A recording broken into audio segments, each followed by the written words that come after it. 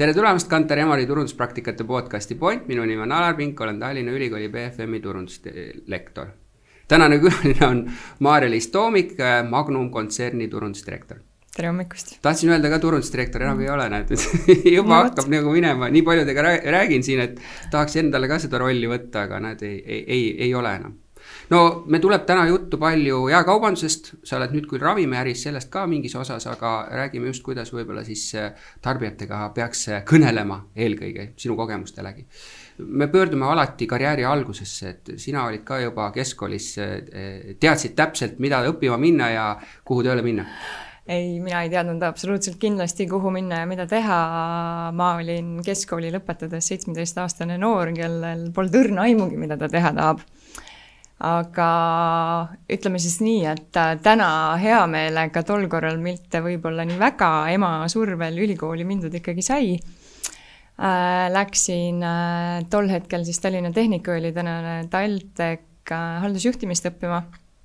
Ja see oli, ma arvan, sellisel viimasel semestril vist, kus ma sattusin tegelikult, ma enam ei mäleta isegi, mis asi see täpselt oli, mingisugune üliõpilasüritus see oli, kus ma mäletan, et Saku õlletehas, kes tol korral rääkimas siis turundusest ja tegelikult värbas omale sealt siis turundusassistenti.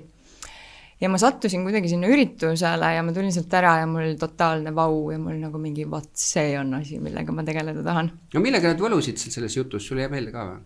Tead, ei mäleta, ma päris ausalt ei mäleta, aga kogu seal oli see turundustiim kohal tollaegne, mitte et ma mäletaks, kes need inimesed olid, aga nad rääkisid sellest, mida nad siis teevad ja mis see roll saab olema, keda nad seal värbavad ja nii edasi.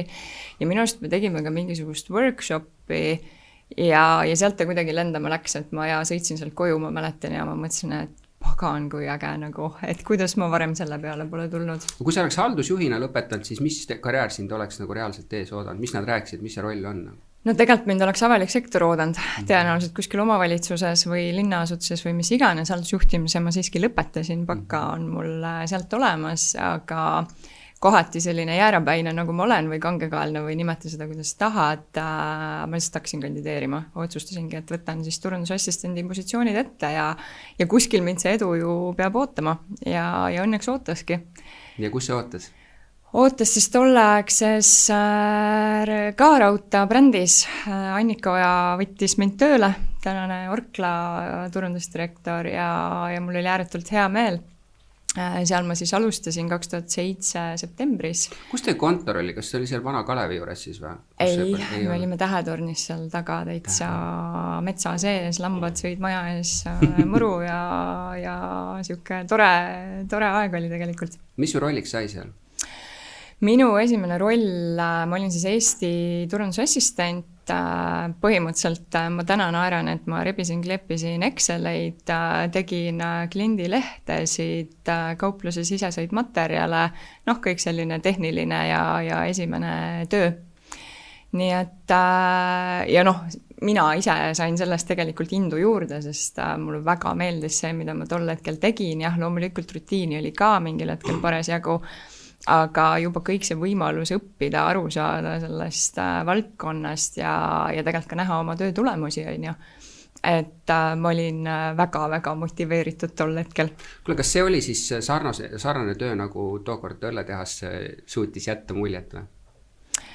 Ma arvan, et mingis osas oli võib-olla seda loovuse poolt oli tol hetkel minu töös vähem, sest tõesti igakuised kliendilehed, kes on seda teinud, siis see teab, et see on tegelikult üks mega info kokkuajamine Excelis on ja ehk et see on see, kus mina vaatan neid tänaseid koolist tulejaid ja mõtlen, et nad arvavad, et turundus on fancy, käin ainult photoshootidel ja teen siin sotsiaalmeedia klippe ja ongi äge, aga et tegelikult pool meie elu möödub kuskil Excelis või tabelites või infot taga ajades, et see võib-olla oli natuke erinev selle rolli osas, mis tol korral siis seal jutuks oli, aga mind ei morjendanud see tol hetkel absoluutselt, mul oli lihtsalt oma visioon ees ja sinna ma suruma hakkasin.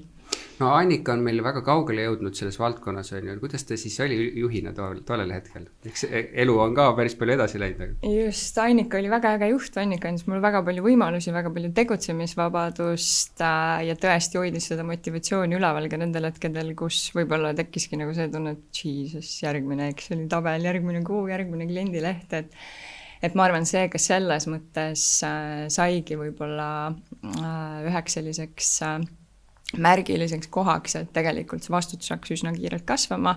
Ma sain tööülesandeid juurde, töö muutus mitmekesisemaks, ja minu jaoks selline tunnustus tegelikult on hullult motiveeriv, et sealt kindlasti ma sain seda veendumust, et ma olen õiges kohas, ma teen seda, mida mulle meeldib ja see andis ka sellist indu tegelikult edasi õppida ja iseennast arendada, et ma ei olnud ju turundust tegelikult sellel hetkel praktiliselt võiks öelda päevagi õppinud, on ju. No ka Rauda Kesko on siis tänase nagu ütleme K-Rauda eelkäija või et mehised kaubad, kuigi seal on nagu väga erinevaid kaupa, aga pigem mehised kaubad, et kuidas see nagu valdkonna temaatika sinu jaoks oli see mingi probleem või ei olnud?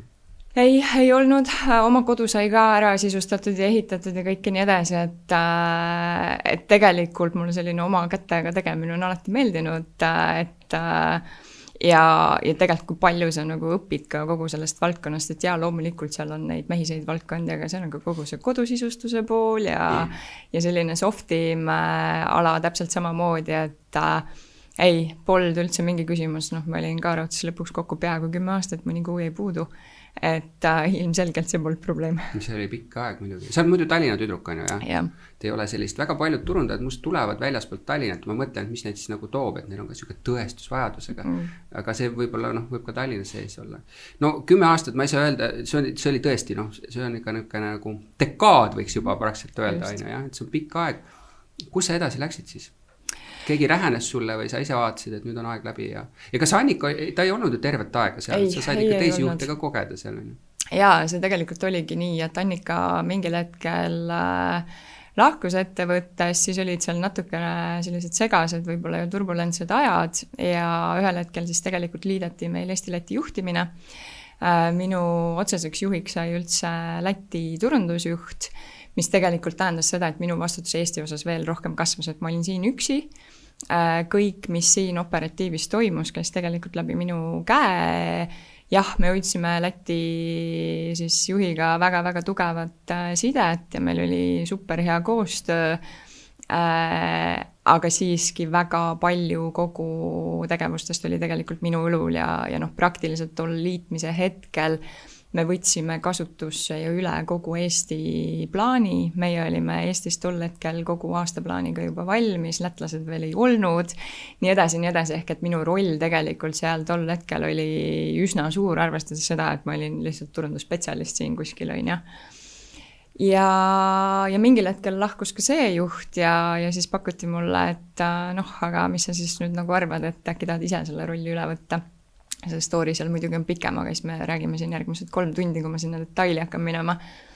Ja viimased, ma arvan, vist 4,5 aastat ma tegelikult juhtisingi siis nii Eesti-Läti turundust kui kommunikatsiooni ja kogu K-Raudtees. Oota, ma korra, et ennem kui me edasi tormame, ma küsin nagu seda, et kuidas oli, see on ka hästi individuaalne alati, aga et kui sa nagu Läti juhi alla läksid, isegi kui see oli maatriks juhtimise süsteem, vahet ei ole, kas see viis, kuidas lätlased juhtisid, on teistmoodi või lätlane siis ütleme? Tead, ma ütleks, et lätlastega tol hetkel ei olnud seda küsimust, eriti selle juhiga, kes mul tol hetkel oli, me nägime asju väga ühtemoodi, ka tema oli väga avatud tegelikult kõikidele minu mõtetele, mis võib-olla oli ka üks nendest võtme nagu teguritest, et me saime väga kiiresti, väga ühisele nägemusele ja asjad sealt jooksma, et seda osa ma nagu ei näinud küll, et lätlastega kuidagi nagu, oli seal mingisuguseid nüansse, kui sa paned 2 ettevõtet kokku, kus on erinevad kultuurid, sa oled asju erinevalt teinud, protsesside ühildamine, kõik nii edasi, aga võib-olla sellist nagu turunduse mõistes just nagu suurt clash'i meil tegelikult ei olnud. Aga hiljem, kui sa ise pidid selle rolli võtma, et sa pidid nagu juhtima, aga seda osa? Noh, eks mingeid asju ikkagi, et tegelikult ma julgen natukene väita seda, et mõlemad meie lõunanaabrid siit Baltikumist on rohkem sellise käsuahela peale ja ikkagi see positsiooni nimi mängib sul mingites kohtades rolli nii edasi, et eks seal mingi kord oli selliseid case'e, kus mul tiimiliige helistab mulle Tallinnasse, ütleb, et aga tootejuht ei tee ühte või teist või kolmandat asja ja mul nagu mingi 30 istute kõrvuti tubades, miks sa mulle helistad nagu. Et sina peaks justkui ütlema talle, et siis on okei. Et mine kõrvaltuppa lahendage asi ära, et me ilmselt Eestis olime tol hetkel ikkagi natuke rohkem sellised, ma tahaks öelda võib-olla flat juhtimisega, et nendel oli rohkem oluline selline positsioon ja et nüüd juht tuli ja ütles mulle. Kas see on nüüd muutunud, et sa ju praegu ka nagu vastutad ju Läti eest, ma saan aru ka või? Ja ma vastutan täna ka kogu Baltikumi eest. Ma ütleks küll, et riigid on tulnud üksteisele lähemal, aga eks nüansid ikkagi jäävad, on ju. Et ega see ajalugu nii kiirelt ju tegelikult ei kao ja mingisugused erinevused on endiselt sees küll, aga ma võib-olla ütleks, et me oleme rohkem erinevad isegi leedukatega kui lätlastega. Ma tean, et osad inimesed vaidlevad mulle vastu selles osas, et eks see sõltubki tõenäoliselt ka sellest, et kes on konkreetsed inimesed, kes on olnud sul vastas. Ma arvan, see sõltub ka organisatsiooni kultuurist, et kuidas üks või teine organisatsioon on üles ehitatud, et mingid nüansid kindlasti endiselt erinevad on. Kuule, aga mul on Leedu kohta öeldud, et esiteks öeldud, et ta on slaavi kultuuri rohkem, eks ole, ta tuleb sealt niuke, võib-olla see on see üks, et see ülevalt alla nagu käsuahelate teema on ju. Aga et mis ta praegu on, et ta areneb hästi kiiresti ja seal on nagu hästi palju ka sellist nagu pigem innovatsiooni, eks ole, on ju. Et me olime nagu ees ja nüüd me oleme nagu jäänud natuke sellest taha, et tuleb ka sellest, et eks see on suurem riik, eks ole, ja raha ka sinna läheb rohkem. Ja et lätlased on nagu justkui kahe vahele jäänud, et nad oma arengus nagu ei lähe niimoodi edasi ja et kas see võib olla nagu see või? No vot, mul on seda kindlasti raske hinnata, et minul on ju üksikute ettevõtete kogemus, et mulle tundub, et väga ebaõiglane oleks üldistada siit pealt. Eks seal kindlasti mingisugust ju ajalugu on sees, aga veel kord ma arvan, et see sõltub hästi palju ikkagi ka konkreetsetest inimestest, konkreetsetest ettevõtetest, et mul on mõlemi riigiga super positiivseid kogemusi, aga ka selliseid, kus mõtled tõesti, et millega te nüüd seal tegelete, et meil siin päris asjad nii. Kas sa naisena seda ei ole tajunud või et kuidagi meeste rahvas on nagu rohkem teema kuskil Leedus või? Mina isiklikult mitte, jutte loomulikult olen kuulnud, kui inimesed räägivad, aga ei, mul endal ei ole küll sellega probleemi olnud. Kui sa olid seal 10 aastat on ju jaekaubanduses, jaekaubandusest on tollel hetkel, eks ole, on räägitud ka eriti, mis puudutab toiduainet ja mis osas toiduaine müüb ka tööstuskaupa, aga mitte nii palju. Et tempo on hästi suur. Sa oskad seda nagu kommenteerida, et see tempo ongi suur või? See tempo ongi suur ja see on tõesti midagi, mis läbi aastate tegelikult värvates näiteks inimesi omale meeskonda, tegelikult on nii, et mõned inimesed seda tempot ikkagi välja ei kannata ja kuna ma olen ka ise ka kaarute vahel, ma korraks tegin sellise, ma naeran nüüd pikema puhkuse valdkonnast välja hoopis teise sektorisse, mul oli igav. Ma tulin õhtul koju ja ütlesin, et ma ei tea, mul on internet läbi loetud, et mul ei ole päriselt midagi teha, samal ajal kui organisatsioon ütleb, et vau, me näeme, et sa teed nii palju ja nagu nii ägedaid asju, siis mõtlesingi, et ma genereerin ise endale tööd välja, sest mul on igav. Aga see on huvitav tähendab, see ongi nii, et valdkonniti see on erinev ja mõnes mõttes see, et me võib-olla ringleme siis valdkondade vahel turundajatena on päris hea, sest me toome seda nagu teist vaadet, võib-olla tempokust sisse ja siis nagu see kogu liikumine toimub ka, on ju. Aga mis teeb sellest valdkonnast just see sama jaekaubandus, mis ta teeb siis kiire, et tänu sellele, et me peame justkui iga nädal mingisugust asja nagu rääkima, et inimesed tuleks või? Jaa, eks ta on, mitte, et ma väidaks nüüd seda, et konkurents mujal väiksem oleks, aga konkurents kindlasti määrab hästi palju. Ja just nimelt see, et sa pead ju kogu aeg andma seda uut impulsi, et miks ma peaksin tulema. Lisaks sellele kogu kampaaniate majandusele on sul ju ka muud valdkonnad veel juures, kuidas oma brändiga tegeled, millist PR-i sa teed, nii edasi, et neid leveleid on tegelikult hästi palju. Ja see kampaaniate teema, see on ju midagi, mis on viimastel aastatel, ma ütleks, tahaks öelda isegi, et tohutult käest ära läinud, et kui me vaatame tee ükskõik milline kanal lahti, mis paugutamine tegelikult nagu käib, et see on ju kruvinud järjest ja järjest ülesse. No seal on ka võib-olla niisugune teoreetiline küsimus, et kui meil on nagu õpetatud, et umbes hoia pooleks brändi ja promo, et võib-olla see on ka ajast ja arust nagu lähenemine, et noh, et midagi ei olegi teha, et sa peadki tegema promo ja võib-olla see nagu väljakutse on, kuidas seda story't rääkida promo sees, on ju, noh, et seda brändingut, et võib-olla see uus formaat on hoopis üldse midagi muud, on ju. Palju Go-raual oli mingid skuusid, ma eeldan, et seal mingi 30 000, 40 000 või võib-olla erinevaid tooted sees või? Hea mälus sobramine nüüd, ma arvan küll jah, et circa 40 000 ringis vist oli meil suurimas kaupluses. Aga ma mõtlen seda, et kuidas sellega nagu hakkama saada, et ma lihtsalt mäletan omast ajast, et kui ma toiduainetes, eks olen seal 400, mu vist maksimum portfellid on olnud erinevates, noh, kui panna asjad kokku, on võib-olla 1200, on ju. Et seda oli nagu palju tegelikult, on ju, et noh, et sa pead ju tegelikult nagu jälgima iga toote elukaart, et kuidas see üldse võimalik on, teil ei olnud ju mingit mega suurt meeskonda, ma ei eelda, see mingi 50 inimest istu seal, on ju, noh. Ja no selles mõttes, eks selline toote elukaared ja see on kõik kategooria valdkonnas, on ju. Nemad nagu vastutavad selle eest. Just, et tootejuhid meil konkreetselt K-rautis oli siis ära jaotatud 6 suuremat tootegruppi, sõltuvalt tootegrupi suurusest, siis 1-2 tootejuhti seal peal.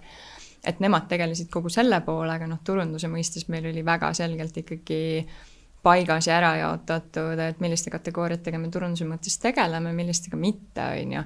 Ehk et noh, naela sisuliselt praktiliselt sa ei turunda mitte kunagi, kui siis lisatootena, on ju, sellepärast, et selles ostad anyway, kui sa mingit tööd tegema hakkad, on ju. Aga kas siis oli niimoodi, et need nagu tootekategooria inimesed olid rohkem nagu sisseostu ja planeeringu peal ja nad arvestasid nagu sellega ja see nagu ei puudutanud üldse nagu seda turundusosa, et turundus oli rohkem nagu turunduskommunikatsiooni nagu asi. Ja, just täpselt see ongi see, mis tegelikult ongi hästi erinev, mida ma olen hiljem alles aru saanud, et noh, positsiooni nimi sulle tegelikult väga tihti seda sisu ikkagi ei avalda, on ju, et seal ettevõttes oli tõesti nii, et kategooria juht või tootejuht tegeles puhtalt sortimendiarendusega, hinnastusega, toodete valimisega kampaanias, väljapaneku planeerimisega kaupluses, nii edasi, ja turundus võttis siis selle kategooriast saadud sisendi ja tegi sellest siis nii-öelda kampaania. Loomulikult me ette ju leppisime kokku, et mis on fookus mingitel kuudel, nii edasi. Aga et jaa, need rollid olid selles mõttes hästi eraldatud. Kuule, aga kust need kampaania ideed tulid, et mis formaati sisuliselt kasutada, et missuguse sõnumiga välja tulla? Kas see oli selline pidev nagu brainstormimine või teil oli midagi Soomest tuli ette või mingit sessoonipõhist asja läheneti või kuidas see käib üldse? No eks me jälgisime müüke, Soome meile liiga palju ette ei dikteerinud, meil oli küll hästi tihe koostöö kõikide riikide vahel, me kohtusime väga regulaarselt, me jagasime oma know-how'd, oma praktikaid, aga ütleme liiga palju siis tegelikult grupp meile ette ei kirjutanud, et me saime olla suhteliselt vabad siin asju tegema. Väga oluline osa oli meie strateegia, ehk et mis olid siis need eesmärgid, mida me tahtsime saavutada, üliäge oli see, et me need ka saavutasime sel hetkel, kui ma seal olin. Ja siis brainstorm, noh, üks majas sees on ju, 2 siis tegelikult partnerid su kõrval ehk et agentuurid on ju, et eks neid allikaid oli selles mõttes erinevaid. No kui tähtis oli sealt leida mingeid selliseid, noh tänapäeval me vaatame neid erinevat liiki nagu päevi, mis tekitatakse neile, siis nagu mõeldakse mingid konkreetsed nimed ja siis neid korratakse, et kui palju oli sellist nagu kordamist teil vajalik mõelda ja kui palju oligi, et iga kord mõtleme täitsa uut asja välja? Noh, selles mõttes ehitusvaldkond on suhteliselt sessoonne, on ju, ehk et ega seal väga suurt jalgratast selles mõttes ju leiutada ei olnud, et aiakaubad tulevad sul fookusesse hiljemalt aprillist, tõenäoliselt kuskil märtsis, natuke sõltub, kuidas ilm on, noh, natuke pead ennetama ka, kliendi juba valmis panema selleks, et ta hakkaks mõtlema selle peale. Ja kui sa 10. aastat seal oled ja mõtled, et noh, pagan, me räägime iga kevad sellest, et kuidas muruniidukit valida, on ju, aga noh, klient mõtlebki iga kevad sul selle peale, sest igaüks ei osta iga aasta uut aiatehnikat endale. Et selles mõttes kindlasti mingid asjad kordusid, need asjad, mis töötasid hästi, neid hoiad, on ju, kui midagi ei toimi, siis mõtled sinna asemele midagi uut välja. Noh, pluss siis need kategooriad selgelt meie jaoks olid, mis olid aasta ringi fookuses. kus me ise tahtsime oma positsiooni muuta, positsiooni kasvatada, pluss jah, aiakaup on tore ja sessoonne ja äge, aga 70% Eesti inimestest elab korteris, noh, mul ei ole selle muruniidukaga mitte midagi teha, et sa pead nendele ka ikkagi pakkuma erinevaid tooteid. Rõdu mingit aiandust? Noh, rõduaiandus on üks, aga suvi on teatavasti ju ka see aeg, kus inimesed remonti teevad, on ju, et puhkuse ajal ikka võetakse väike remondi projekt siis ette. Kaks olulist asja, mis sa tõid ka välja, et noh, tudengitega tihtipeale lasen neile arvata, et sessiooni vastu minekus, et kui palju varem peaks midagi tegema hakkama, sa ütlesid, et noh, et natuke ennetada, aga mis see soovitus on, kas oled kuu, poolteist, 2 varem, kui reaalselt noh, me näeme kohe nagu hakkab see müügikasv pihta, eks ole? Ma arvan, et ühte kindlat soovitust ei ole, küll aga meie tegevjuhil tol hetkel oli väga selge arusaam tülikaubandusest ja oli varem ka aiakaupadega tegelenud, et parem 2 nädalat varem kui 2 päeva liiga hilja. Ehk et noh, aiahooaeg oli tõesti selline, et kui sa sellelt rongilt õigel hetkel maha jäid, no siis sa tegelikult võisid kogu hooaja maha kanda sisuliselt. Et me pigem jah, planeerisime selline, ütleme, pool kuud kuni kuu ette, aga noh, eks ta ongi paraku aiakaupade puhul ilm mängib tohutu suurt rolli, õudselt nõme on turundajana ilma süüdistada, aga midagi ei ole teha, et tegelikult mõjutab meid, on ju. Nojah, vahest lähebki sessioon mööda niimoodi, et sa ei saa. Ja teine asi, kas sellel hetkel juba sisuturundus oli olemas? Sa ütlesid õigesti, või noh, ütlesid ilusti selle muruniitja nagu valiku kohta, et tõesti, et inimene, kes on sattunud sellesse või näiteks eelmine muruniitja oli 10 aastat vana, ta enam mitte midagi mäleta, mille alusel ta üldse selle ostis, on ju. Et tänapäeval me lahendaks ära nende sama sisuturusartiklite või mingi videodega, kus me selgitame neid asju. Kas siis oli see teema ka juba niimoodi või ei olnud päevakorral? No mina sellega väga tugevalt tegelesin, sisuturundus tol hetkel sellist mõistet ei olnud olemas esiteks ja ta oli hoopis teistmoodi, see pigem oli sinu hea suhe ajakirjanikuga, ehk et tol hetkel ajakirjad nagu Kodukiri, Kodu ja Aed, Tehnika Maailma, mis iganes ta oli, mingi Kodueri, ma praegu ei mäleta, mis see nimi oli, lihtsalt otsisid selle kontakti üles, käisid ajakirjanikule närmi tele põhimõtteliselt nii kaua, kuni ta oli siis nõus sinu artiklit avaldama ja noh, mingil hetkel oli tegelikult ikkagi niimoodi, et praktiliselt ükski kuu ei läinud ükski ajakiri välja, kus mõnda minu siis brändi artiklit sees ei olnud, et tootejuhid kirjutasid, PR-agentuur aitas vormistada ja tegelikult siis see said, aga noh, need olidki tõesti sellised suhted, mis sa ise siis üles soojendasid, sisse söötsid ja selle läbi siis tegelikult oma artikleid sisse said, et noh, ühel hetkel me tabasimegi ära selle, et ahah, aga ajakirjanikul on ka tegelikult ju see, et tema otsib samamoodi ideid, tema tahab oma elu tegelikult teha ju lihtsamaks, on ja mitte ise vorpida seal neid.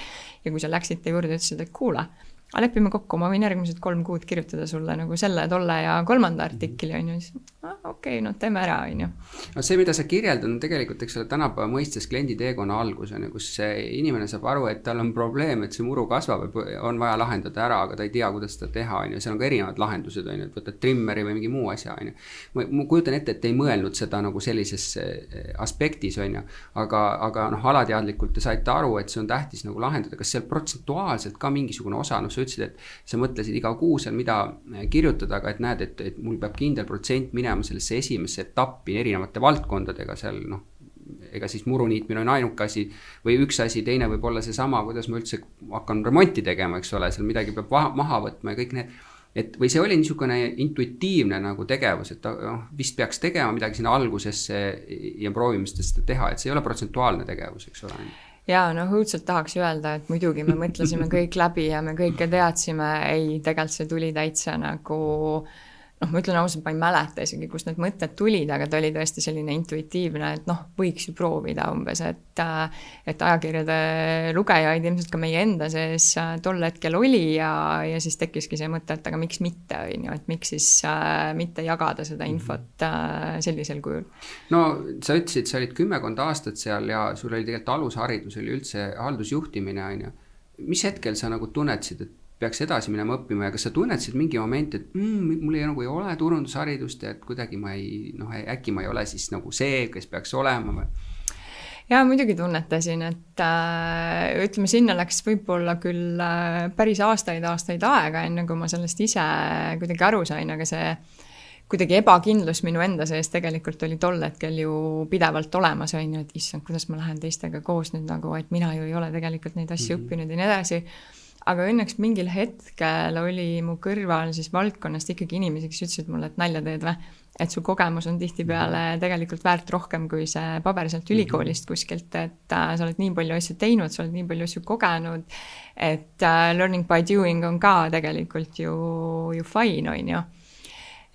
Ja mingil hetkel, ma nüüd ei mäleta peast, millal see oligi vist seal kuskil Kaaraute lõpuaegadel, ma käisin siis, võtsingi Tallinna Ülikoolist lihtsalt ühe mooduli, tol hetkel ei nimetatud neid mikrokraadideks, täna tõenäoliselt oleks selle nimi see, ja võtsingi siis pigem sellise integreeritud kommunikatsiooni aineid, brändijuhtimist, nii edasi ja sain pigem, võib-olla ma ütleks seda, et ma ei saanud võib-olla liiga palju midagi uut teada, ma sain kinnitust sellele, mida ma teinud olen ja võib-olla sellist natuke enesekindluse kasvu, et ahah, näe, ma ei olegi päris puusse pannud.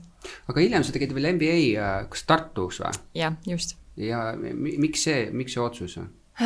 See otsus ühtepidi oli väga kaalutletud, teistpidi täiesti random, et see tunne minu sees oli päris pikalt juba olnud, et võiks teha, võiks midagi õppida, aga ma olin tegelikult aastaid otsinud ja mõelnud, et mis asi see siis on, et ma sain aru sellest, et turunduses võib-olla mul ei ole liiga palju sealt midagi õppida, aga Kaaraute oli selles mõttes keskkond, kus strateegia oli kogu aeg väga tugevas fookuses ja ma sain sealt ka selle positiivse tegelikult kogemuse, et kuivõrd hästi võib üks läbimõeldud strateegia töötada, et sa päriselt suudadki ettevõtte viia sinna, mis on su eesmärgid olnud.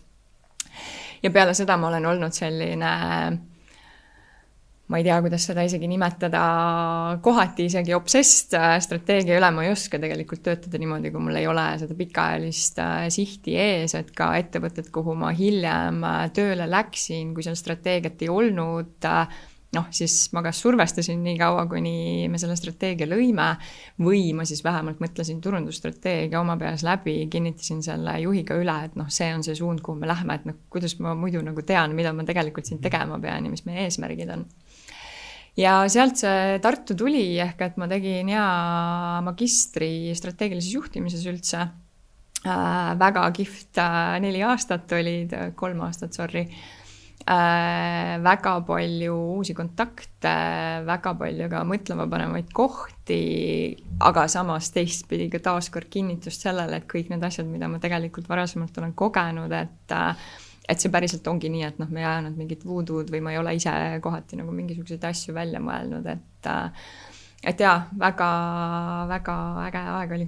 Selle hariduse lõpetuses ma küsin veel seda, et kuidas sina hindad, kas meie konverentsid selles valdkonnas või seminarid, mida teeb kas Äripäev või keegi teine, mis tasemel nad aastate jooksul sinu jaoks on, kas nad on nagu abi olnud, oled sa palju käinud ka või pigem mitte? Nüüd ei taha kellelegi liiga teha, aga ei, tegelikult aus vastus on ei. Tõenäoliselt olen mõjutatud ka sellest, et tulin eile õhtul Nordic Business Forumilt ja tegelikult arutasime ka seal inimestega, et jah, esiti võib tunduda, et Nordic Business Forum on kallis ja nii edasi, aga see väärtus tegelikult, mille sa sealt saad, on ääretult suur. Ühtepidi nii teadmiste poolest, teistpidi see inspiratsioon, kogu see kliendi kogemus tegelikult, kuidas nad selle konverentsi on üles ehitanud, see on täiesti hämmastav. Mul on olnud au ja võimalus käia seal päris mitmeid kordi juba. Ma mäletan, kui ma esimene kord sealt tagasi tulin, ma olin lihtsalt täiesti, ma vist 6 aega käisin, rääkisin ainult sellest, et kas te kujutate ette, kuidas on võimalik ühte konverentsi üles ehitada. Ja mis on minu arvates täna Eesti konverentside miinus, Nordic Business Forumi pluss, on see, et sisu sügavus ja ettekannete pikkus, ehk et Nordic Business Forumi ettekanded on enamasti 45 minutit kuni tund aega, mis tähendab seda, et sul on päriselt võimalik tegelikult mingit teadmist lavale tuua. Eesti konverentsid väga paljuski, nüüd ma ei taha kellelegi tõesti liiga teha, on see, et sul on ettekanne 20-30 minutit, millest tõenäoliselt esimesed 5 kuni 7 esineja tutvustab, kes ta on ja mida ta tegi. Viimased 5 ta võtab kokku, sisu jaoks juba tegelikult aega ei jäänud, on ju. no see on see formaat, mida tänapäeval nagu arvatakse, et inimene, eriti noor, ei suuda üle selle nagu olla, eks ole, on ju. See on huvitav, ma olen ka käinud seal, ma olen selles mõttes nõus, et Nordic Business Forum on hea, ma olen mitmed kord käinud, nüüd ainuke, keda ma oleks kindlasti tahtnud kuulata, oli see Sinek, jah. Ta on ikkagi super hea rääkija ja väga head mõtted, on ju, aga et kas sa Cannes'is oled käinud või? Ei ole. Ja ma ütlen sulle, et kui sind nagu inspireeris ja inspireerib Nordic Business Forum, siis Cannes on koht, kust sa tuled ära, nagu sa mõtled, vaata hell. Ta on mega kallis, aga loovuse seisukoha pealt paremat ei ole maailmas. Ma olen käinud isegi nendes Europestides ja nad on ikka kaugelt maalt, kuigi ühe sama selle omanikul ka. Et igal juhul ma nagu soovitan, kui sa tahad, siis sealt sa selle nagu inspiratsioonilaksu saad igal juhul kätte, on ju. Väga hea, panen kõrvale. Aga kallis koht, on ju, et see on selge, et sinna nagu 2000 ei lähe, kus sa siin üle nagu lähed, on ju. Ma olen selles mõttes nagu nõus, jah, et samas see turu väiksus on see probleem neil, et nad ei saa väga kalleid nagu tuua, on ju, ja midagi nad peavad tegema, aga tõesti see natuke on minetanud sellise tähtsuse, isegi ka Password, kus tal tuleb seal mingi 400 inimest kohale, seal tegelikult sa ei näe enam, ma ei taha lahterdada nagu Indias inimesi, aga et sellised, ütleme, turundusdirektori taset sa tegelikult ei näe seal ema ammu, et nemad nagu ei saa sealt midagi ja siis ongi see spetsialisti teema ja see on rohkem selline, et kuhugile peab ju minema ja me läheme, et võiks olla kuidagi teistmoodi, eks ole. Jah, just. No, Kooraua said sa läbi, mis edasi sai? Ütleme Raudakesku tollel hetkel. Edasi sai nii, et ma sain aru, et ma olen totaalselt läbi põlenud. See kiirus ikkagi lõpuks tappis, jah? No eks ta tappis 10 aastat pluss viimaste aastate muudatused tegelikult ka, et üks oli see Läti ühildamine mõned aastad varem, pluss sealt siis tulnud vastutuse kasv, aga lisaks sellele lõpus müüdi meid maha veel ka Senukaile. Ja ehk Leedu omanik siis. Just, Leedu omanikule ja sealt omakorda siis kõik see, mis ehitanud olid veel kord jälle kokkuliitmine, kokku sulatamine ja seal see juhtimiskultuur oli totaalselt teistsugune, kus ma ühel hetkel lihtsalt ütlesingi, et okei, see ei ole minu jaoks.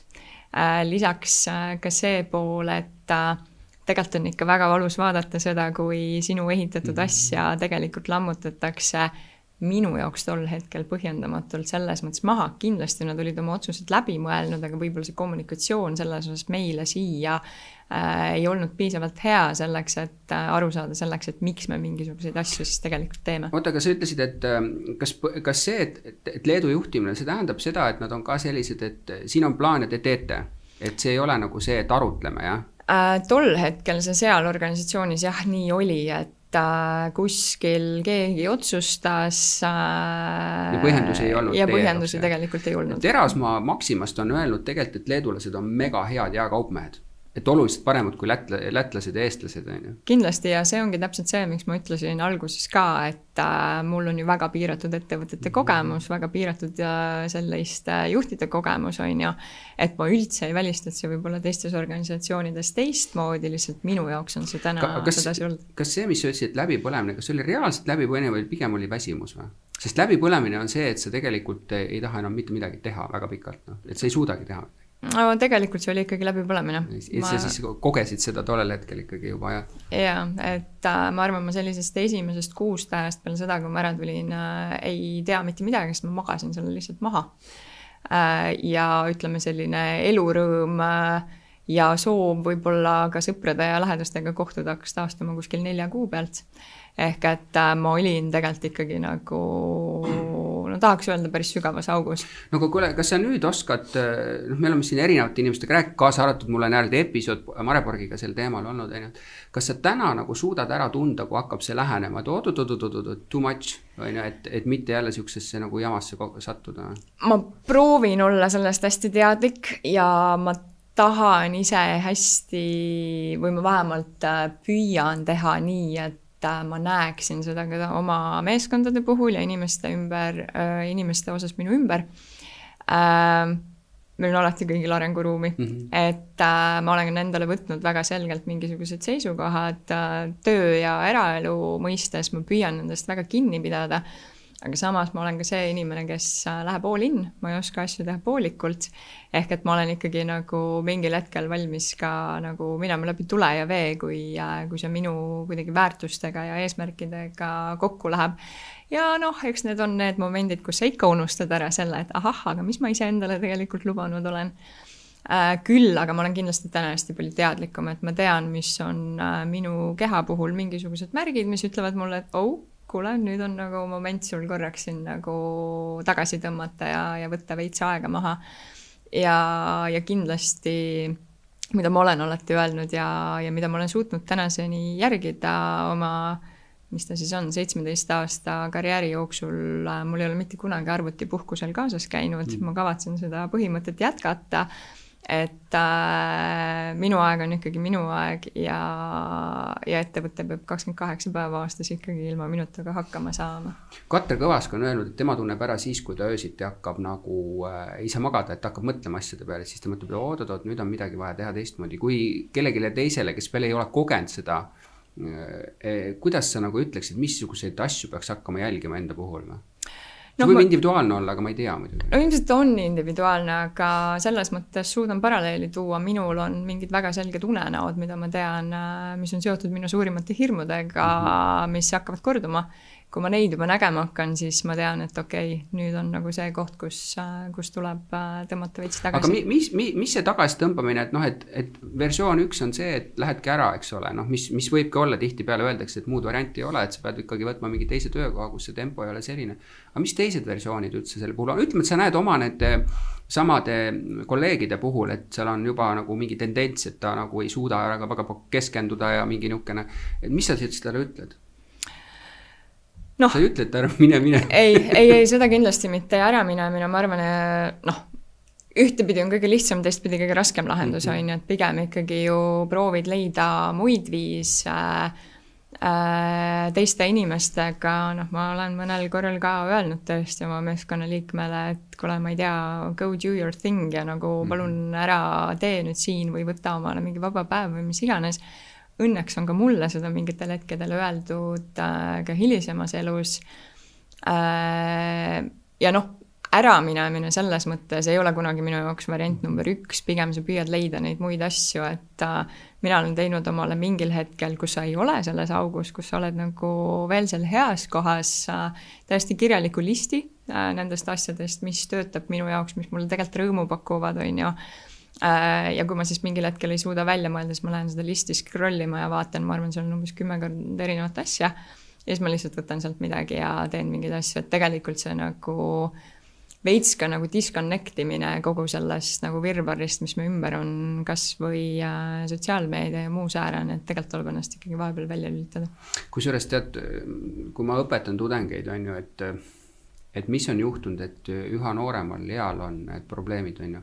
Ja mina ei mäleta, et minu vanusel või võib-olla natuke noorematel oleks olnud ülikoolis seda küsimust, et nad ei saa hakkama väga selle, et see õppimine on ka juba too much, on ju. Ja see võib tulla sellest samast sotsiaalmeedia tarbimisest ja kõigest sellest niisugusest nagu rattast, on ju. Ma mõtlen, et kui nad juba õppeprotsessis kogevad seda, siis ma ei kujuta ette, missugune valmisolek on nagu töökeskkonnas üldse hakkama saada, kus on ju tegelikult keegi, me proovime küll juhtidena võib-olla motiveerida, aga see ikkagi, sa pead ju ise enda eest ja oma rolli eest seisma ja sa pead asju tegema ja sul ei ole siuke, et keegi veab sind kaasa. Ma ei tea, mis nagu saab noortemate osas. Vot, ma ei tea ka, jah, see on see, kus mina ka aeg-ajalt mõtlen, et kui lugeda erinevaid allikaid ja uuringuid, siis ühtepidi väidetakse, et meie attention span ei ole tegelikult vähenenud, psühholoogid väidavad, teistpidi ma tunnen seda ise ja vaatadki nagu teiste inimeste pealt ka, et tegelikult on ju see, et nagu piisab sul ühest väikesest ärritajast ja sa oled juba kuskil mujal oma mõtetega, on ju. Et eks ta on keeruline ja ma ei tea, võib-olla me oleme täna ikka nii kaugel, et keegi üks päev mõtleb välja selle mingi lahenduse ka, et kuidas sinna tagasi jõuda või siis ongi teine küsimus see, et me peame õppima lihtsalt paremini kohanema, mis on üks mõte näiteks sealt samast värskelt Nordic Business Forumist, et kuidas ta ütles, the never normal on see uus maailm, kus me elame, on ju. Ehk et see maailm, kus me olime võib-olla veel, ma ei tea, 5 või 10 aastat tagasi, et seda tegelikult enam ei ole olemas, on ju. Me peame lihtsalt õppima kohanema, me peame lihtsalt õppima paremini muudatustega kaasa. No jah, aga vaat see ongi see, et muutus kui selline on kõige raskem asi, see tekitab kõige rohkem ärevust, sest me ei tea, mis nagu toimuma hakkab ja organisatsioonid on ka ju erinevad, et need, kes on pidevas muutuses, seal on nagu see, noh, ütleme tavapärasem, aga on väga palju organisatsioone, kus muutused on väga harvad ja siis sealt igasugused probleemid algavad, et ega see ei ole nagu lihtne, on ju. Sa ütlesid, et sa läksid siis kiirest sektorist ära, eks ole, järgmisesse kohta. Ei noh, ikkagi otsapidi jaekaubandusse tagasi. Siis ei saa seda ju öelda niimoodi. Ei, ma võtsin hästi selgelt pausi, ma vahepeal tegelesin ka oma ettevõttega, mõtlesin, et viljelen konsultatsiooni ja maailma elu ja sain hästi kiirelt aru, et ma ei ole üksi kunt. Et ma vajan ikkagi enda kõrvale inimesi, meeskonda, nii edasi ja ikkagi siirdusin tagasi palgatööle. Toimetasin vist alla 2 aasta või circa 1,5 aastat Aatrium sisustuskaubamajas, tegelesin turunduse ja müügiga ja tegelikult ehitasin siis seal kogu sellise turundusprotsessid ja plaanid ja kõik ülesse. Et kuidagi noh, ma olen ise ilmselt loomult nagu piisavalt kärsitu, et nagu ma ütlesin ka, et mul seal ühes sektoris vahepeal oli igav, et ma vist ei suudaks ka päris niimoodi, et ma lihtsalt tiksun nagu mingi 8 tundi päevas ära või ei, see ei ole nagu minu jaoks. Sa ütlesid, et kas sa tegid nagu turunduskonsultatsiooni vahepeal või tegid mingid kampaaniad kellegile või mis sa tegid, kui sa olid iseseisev? See oligi tegelikult nii, et ma tulin Raudakeskust ära ja mõned endised kolleegid, koostööpartnerid tulid, et kuule, mul siin üks sõber, kes tahaks nagu, tal oleks veits abi vaja ja mul siin teine sõber ja siis ma nagu mõtlesin, et aga äkki selles võiks nagu mingi äri peituda. Ehk et tol hetkel, kui ma siis vahepeal palgatööd ei teinud, siis ma tegelikult tegelesingi nende projektidega, aitasin paari brändi arendada, turundusstrateegiaid kokku panna, nii edasi, et jah, proovisin, ütleme siis teiselt pool lauda istuda mõneks hetkeks. No mina olen aru saanud tegelikult seda, et Eestis nagu turunduskonsultatsiooni äri ei ole olemas. Et see on tegelikult, kui ta on, siis ta on nagu peidetult viidud agentuuridesse, on ta siis Creative või meedia või mis iganes agentuur ta on ja seda tehakse ühe osana, on ju.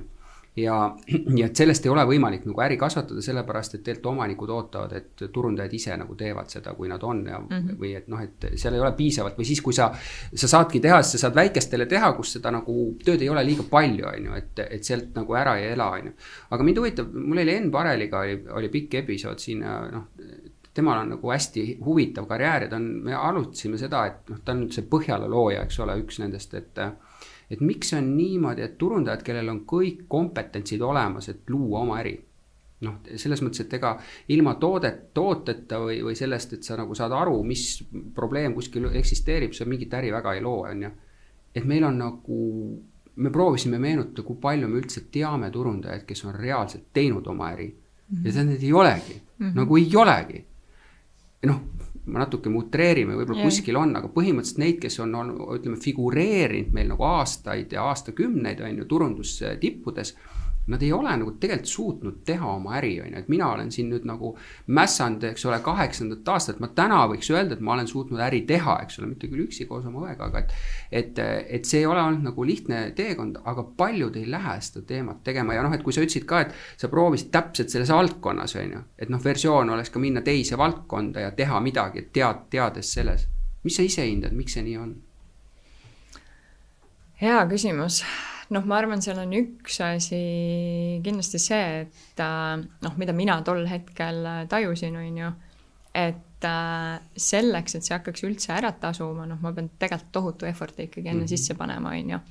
Noh, mis tähendab seda, et kui ma teeksin seda oma palgatöö kõrvalt, siis tõenäoliselt mul seda ressurssi tegelikult ei jätku, on ju, siis tõenäoliselt saabub sama läbi põlemine ühel hetkel, on ju. Aga kui paljudel meist siis on tegelikult see võimalus, et ma nüüd võtan ennast palgatöölt lahti ja lähen hakkangi oma äri arendama. Teine pool, täitsa selles mõttes praegu mõtlengi kõva häälega suga kaasa, on ju.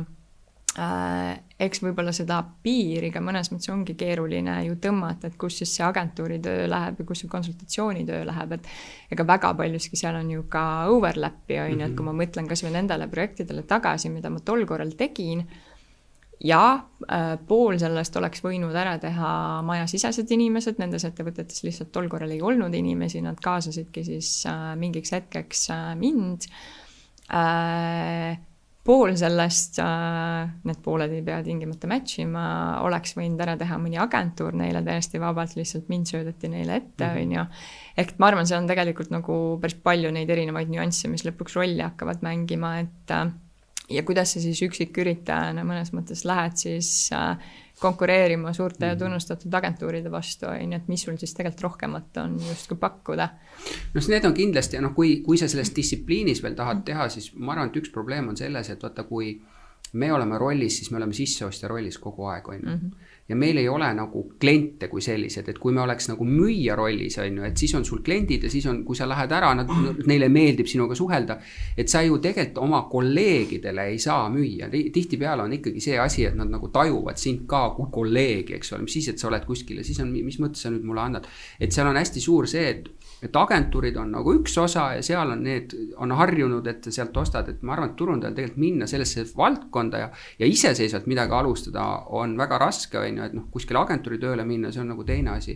Et see on meie, ütleme, siuke curse, et kui sa juba oled läinud sellesse distsipliini, nagu sa ütled, et tegelikult üleöö midagi ei juhtu, et mina olen ka nüüd teinud seda 8 aastat või 7. aastal hakkas nagu selgelt, ma nägin, et see asi on nagu, aga sa pead kaua aega tegema, sest seal on see asi, et ja ma ei tea üldse oma valdkonnas, ma läksin nagu täitsa valdkonnast välja ja lihtsalt proovin rakendada neid teadmisi, mis mul on, aga et esimesed aastad on selline olukord, kus teine pool vaatab, et tule tagasi paari aasta pärast, ma vaatan, kas sa oled ikka veel, vaata. Ja siis on see niisugune raske muna-kana teema, et kuidas sa siis hakkama saad seda kõike, on ju. Ja mingi moment ta vaatab, et ikka on siin, et okei, on ju. Et ja paljud ei taha, ei saa kas seda endale lubada või sa ei saa seda nagu läbi, on ju.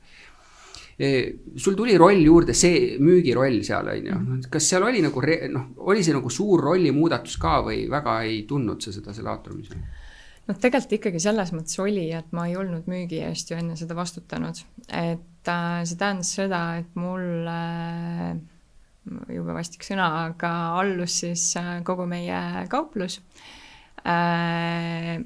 See ju, mis seal toimus, need protsessid olid minu jaoks selles mõttes võõrad, et jah, ma olin seda kõike tööd kõrvalt enne näinud, aga ma ei olnud ise neid juhtinud.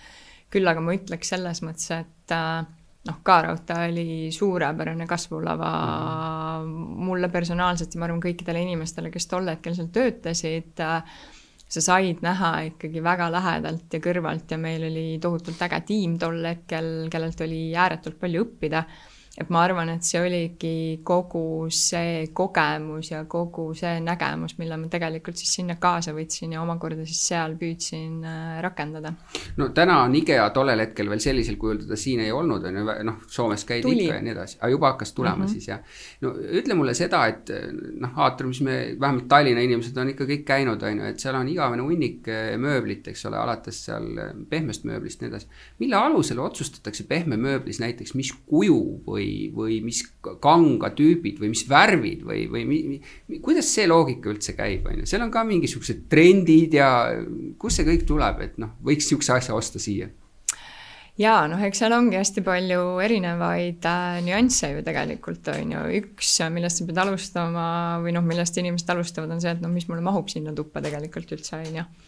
Ehk sa pead profileerima nagu potentsiaalse kliendigrupi ära, et meil on siin a la nii palju paneelikaid, need toad on sellised, suurused on sellised, sinna nagu mahuvad siuksed asjad või? Tegelikult jaa, sortimenti koostades sa peadki ju arvestama sellega, et meil on väga palju neid vanu paneelikaid ja seal on ruumipiirangud väga selgelt, aga teistpidi sul on ka suured eramud, kus vajadus on tegelikult hoopis teistsugune, ehk et see sortiment peab olema selles mõttes tegelikult üsna seinast seina. Ja siis tulevad igasugused erinevad atribuudid, mida sa siin ise juba mainisid, et stiil, funktsionaalsus kindlasti on pehme mööbli puhul näiteks väga erinev, et ma ei tea, kas ma otsin omale ilusat lihtsalt niisama sisustuselementi, kas ma otsin omale lebodiivanit, kus kogu perega õhtul teleka ees istuda või lebada siis pigem on ja või ma otsin seal midagi kahe vahepealset on ja siis tulevad igasugused stiilid ja trendid mängu. Mööbel ei ole ju tegelikult midagi, mida sa vahetad iga aasta välja, et on küllalt pikaajaline investeering. Ja jah, eks seal on päris palju selliseid erinevaid nüansse ja lõpuni võib-olla vahest ongi isegi keeruline aru saada, et mida see klient siis et mis see kõige nagu viimane asi on, mille järgi ta siis tegelikult otsustab. Vaata, ma lihtsalt mõtlen, et noh, ma ei ole selles valdkonnas olnud, aga et noh, et kuidas mina mõtleksin, et ütleme, et ma ei tea, palju seal müügipinda on, 2, 3, 4 tuhat ruutmeetrit või kui palju on aatriumis näiteks müügipinda? Tead, ütlen täitsa ausalt, ma ei mäleta enam. Mingi ikkagi tuhandetes. Et noh, et mul on see pind, eks ole. Nüüd selle pinna ma olen otsustanud, et ma sisustuskaupadega tegelen. See tähendab, et ma peaks mõtlema, et nii, elutuba on proportsionaalselt mul müügipinnast selline, noh, köök seal nagu ei olnud sellises osas, on ju. Aga et ütleme, et ma ei tea, mingi stadi on selline, noh, ikkagi köögimööbel ikkagi ka ju seal lauad ja nii edasi. Et see jaotud mingi proportsioonid ära, on ju. Ja nüüd, miks ma mõtlesin seda sihtgrupi teemat, on ju, et kui ma nagu lähen paneelikate vastu tegema, on mul ühed nagu põhimõtteliselt suurused, millega ma saan arvestada. Eramute puhul, eks ole, on need nagu teised, on ju, ma peaks nagu mõtlema, et kellele ma teen, ma tahan nagu 2 sihtgruppi, siis ma pean omakorda selle elutoa jagu jagama 2 sihtgrupi vahel ära need, on ju. Ja siis ma võtan seda, et eks ole, funktsionaalsuse mõttes, on ju, et noh, et et mõned tahavad, eks ole, neid, ma ei tea, pehmet mööblit saada, et ma seal kindlasti magada saan, mõni ei taha, eks ole, ja ma ei saa ju ühte nagu konkreetset mudelit ka võtta, eks ole, mul peab olema talle valik ja ka valik nagu värvides. Et mina ei kujuta ette, kuidas see puzzle kõik nagu kokku läheb niimoodi, et see nagu reaalselt toimima hakkab, on ju. Ja eks ta ongi hästi paljude valikute küsimus ja millega sa tegelikult, noh, ma ütleks ikkagi igapäevaselt žonglöörid, on ju, et noh, sa võtadki mingi sortimendi sisse, vaatad, tootejuhid teevad ju oma parima valiku, käivad messidel, vaatavad ja mõni toode saabub sul kohale ja saad aru, et noh, tegelikult ei lähe üldse peale. Inimesed ei osta üldse, on ju, noh, mis teed siis lõpuks sellega. Ja samas teine toode on niimoodi, et mida võib-olla teinekord isegi ei oska arvata, et väga hästi peale läheks, lendab niimoodi, et telli ainult juurde, on ju. Ja täpselt see sama, noh, mööbel on selles mõttes veel ka keeruline valdkond, et noh, naljalt sa ei osta ikkagi omale diivanit niimoodi, et sa seal peal istuda ei proovi. Müügisaal ei ole teatavasti kummist, ehk et see on kogu aeg valikute tegemine, absoluutselt iga päev, mida ma sinna müügisaali välja panen, mida ma üldse sortimenti endale võtan.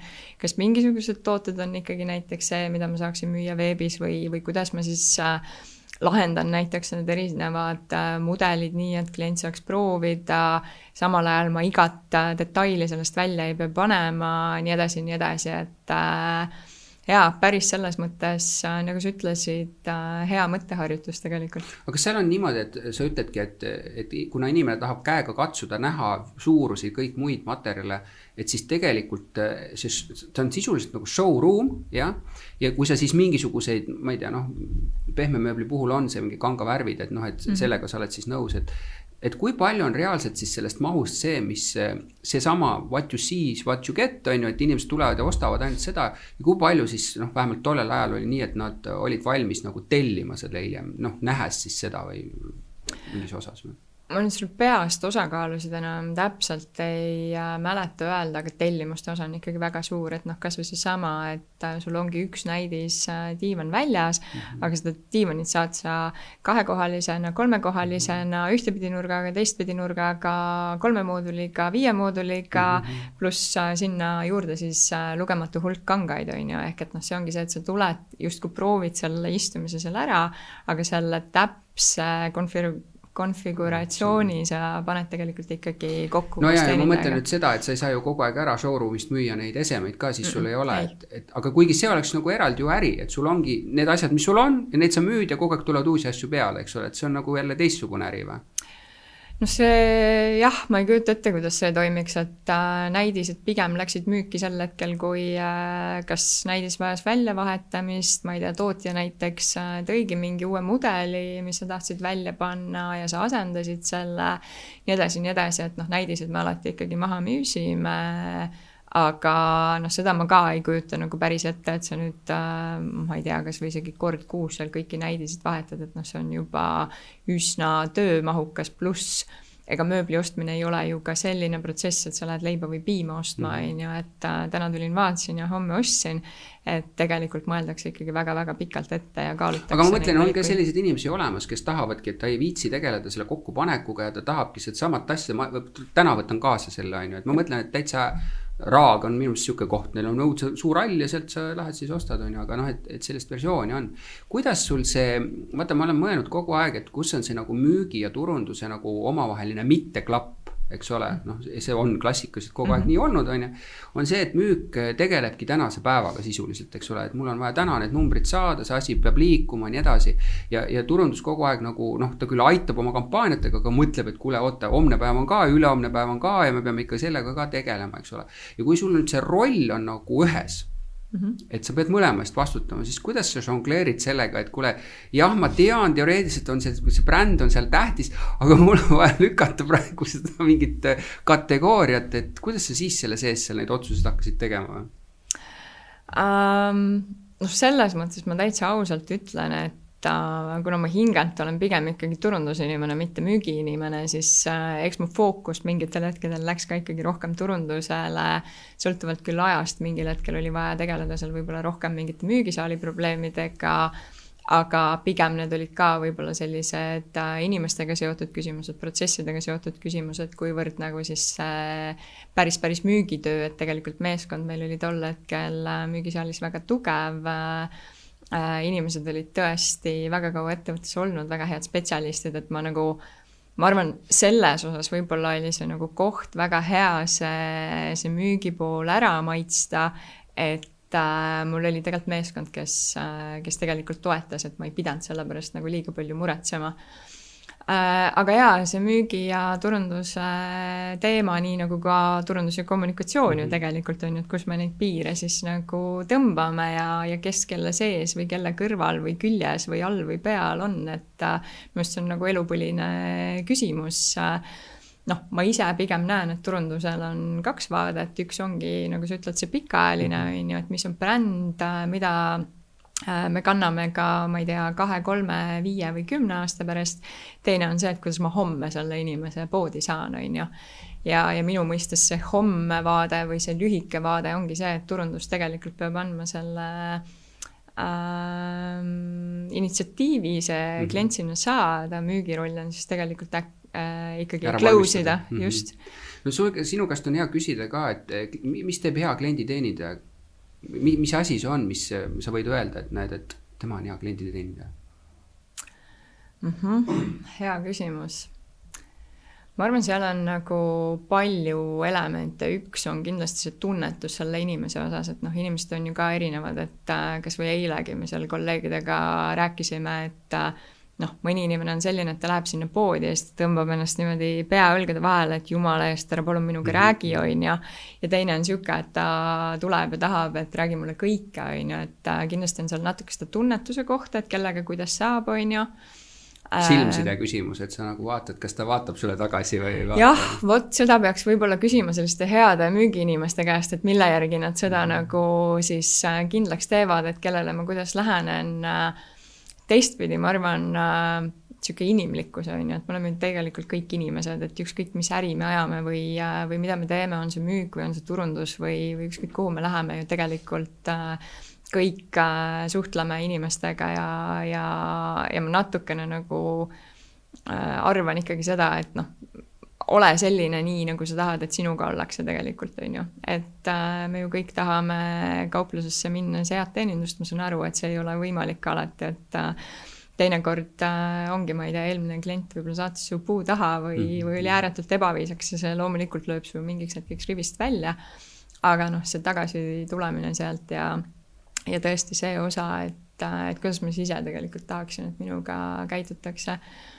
Et need võib-olla, ja noh, loomulikult teadmised on ju, et eriti kui on selline konsultatiivne müük, mitte see ei ole see, et ma lihtsalt lasen su toote sealt kassast läbi ja klient läheb edasi, noh, siis üldjuhul ma ju ikkagi eeldan, et see klienditeenindaja teab ju rohkem kui aga kuidas seda tagatakse, vaata eriti kui on nii suur hulk toodangut, on ju, me Aatriumi puhul saab ka nagu seda rääkida, et võtta sama pehme mööbel, seal on mingid polsterdus, on ju, mingid porolonid, et kui head või kui pikaajalised, võivad olla kõik küsimused, ma nagu eeldaks, et kuidas sa koolitad sellise, et ta peab teadma kõigest kõike, Eks ta ongi keeruline ja eriti kui su sortiment on väga lai, on ju, et kui sul müüd seal võib-olla 5 toodet, siis pole väga keeruline seda ära õppida, aga suure sortimendi puhul, hästi oluline on tegelikult koostöö tootjatega, on ju, et see on ju tootja huvi täpselt samamoodi. Kas nemad käivad ise koolitamas ka või? Jaa, väga palju ikkagi, vähemalt minu kogemuses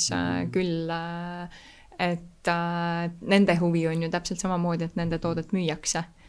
Et mingil hetkel K-Raudtee puhul näiteks oli meil ka see küsimus, et meil oli üsna mitmeid private label brände ja siis tekkis natukene see omavaheline konkurents, on ju, et aga kes private label brändi siis peaks täpselt samamoodi käima müümas, koolitamas ja tegemas nii, nagu seda kõikide teiste brändide tootjad teevad, et jaa, ma arvan, see on kindlasti oluline, pluss sisekoolitused nii edasi ja inimese enda huvi tegelikult õppida ja päriselt teada neid tooteid, et ega see on ju midagi, kui klienditeenindajal endal tegelikult ei ole seda huvi, et ma tahan olla hea oma töös või ma tahan teada ja ma tahan hästi müüa, siis võid proovida kulbiga ju sinna neid teadmisi pähe panna, aga need ikka ei lähe sinna. Mõte, Enn Parel, kui me rääkisime tema kaubamaja perioodist, on ju, me proovisime nagu aru saada, et mis oli kaubamaja selline fenomen, ta ütles, et kaubamajal on professionaalsed teenindajad, eluaegsed, elukutselised teenindajad nagu tööl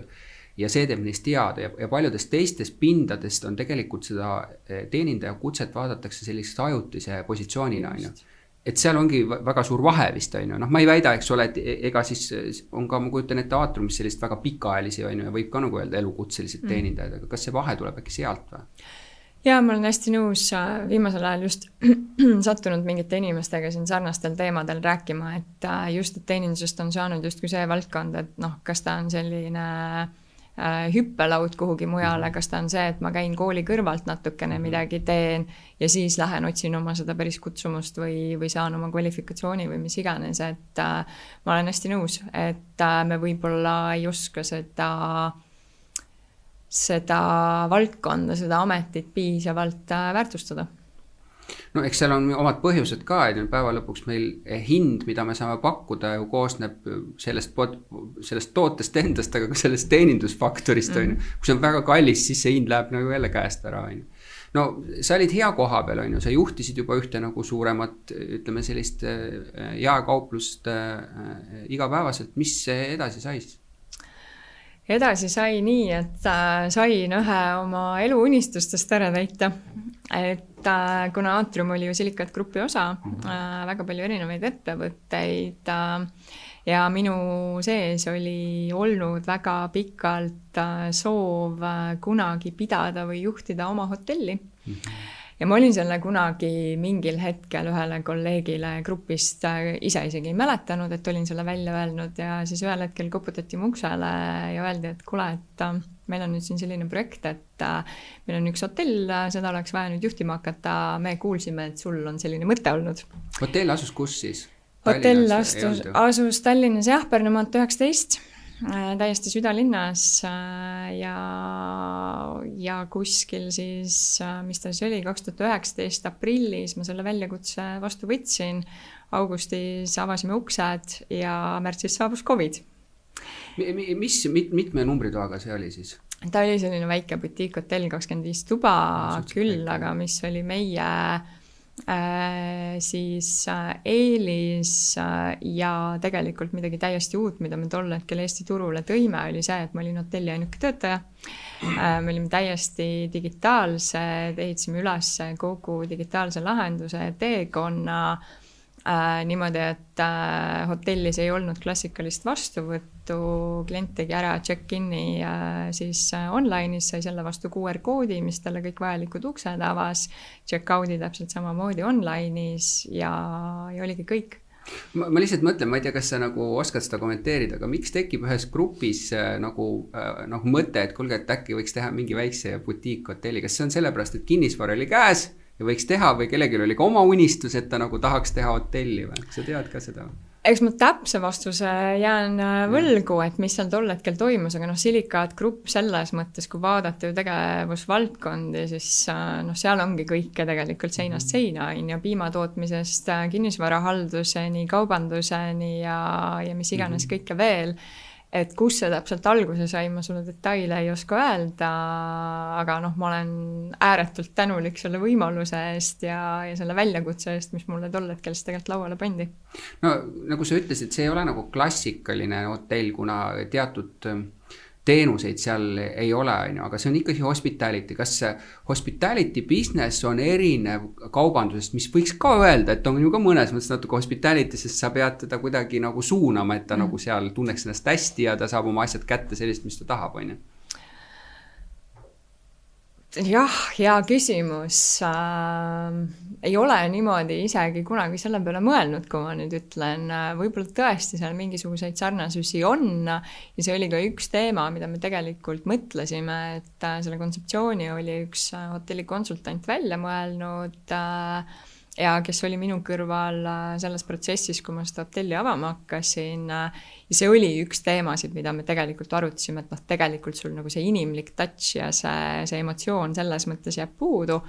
Küll aga siis, kui me seda brändi koos Velvetiga välja töötasime, mõtlesime siis selle peale, et kuidas seda kogemust teha siis võimalikult selliseks inimlähedaseks, võimalikult soojaks, kuidas seda emotsiooni siis läbi muude elementide sinna pakkuda.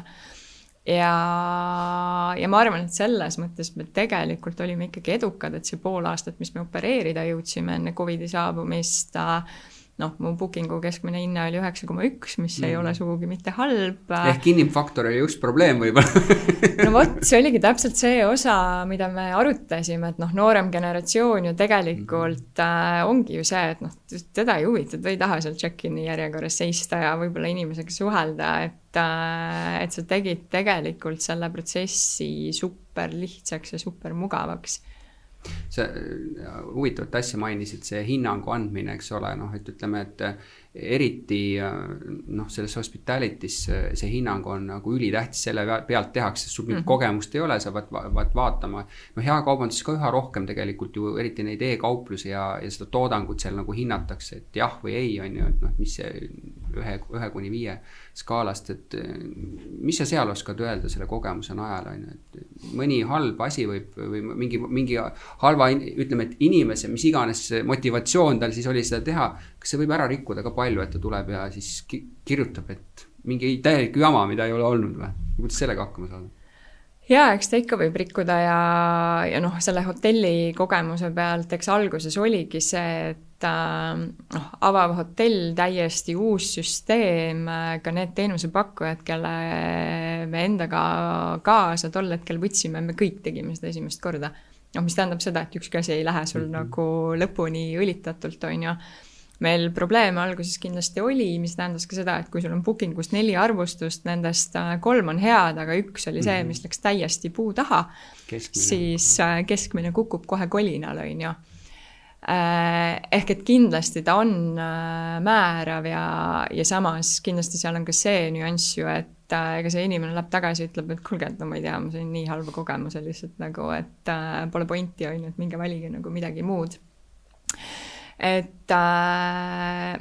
Aga teistpidi, ma arvan, et lõppude lõpuks, kui ma mõtlen ka seda, kuidas ma ise samamoodi hinnanguid vaatan ja kui palju ma neid aluseks võtan, see mass on ikkagi selles mõttes määrav, on ju, me saame kõik sellest aru, et ma ei tea, inimesed on väga erinevad, on ju, ootused on erinevad täpselt samamoodi ja see, et sa nüüd ei vastanud seal ühe inimese ootustele võib-olla 100, lõppude lõpuks ma arvan, see ka selles mõttes ei mängi väga suurt rolli. No sa ütlesid, et te sattusite COVID-isse, mõnes mõttes see kontseptsioon, mida sa kirjeldad, sobib väga hästi COVID-i süsteemi, eks ole, et inimesse kontakti pole, teisest küljest turismi pole, nii et nagu see väga palju nagu ei aita kaasa või?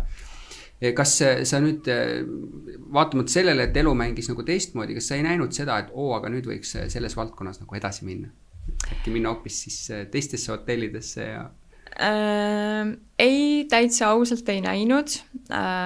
Seal oli tõenäoliselt mitmeid erinevaid põhjuseid.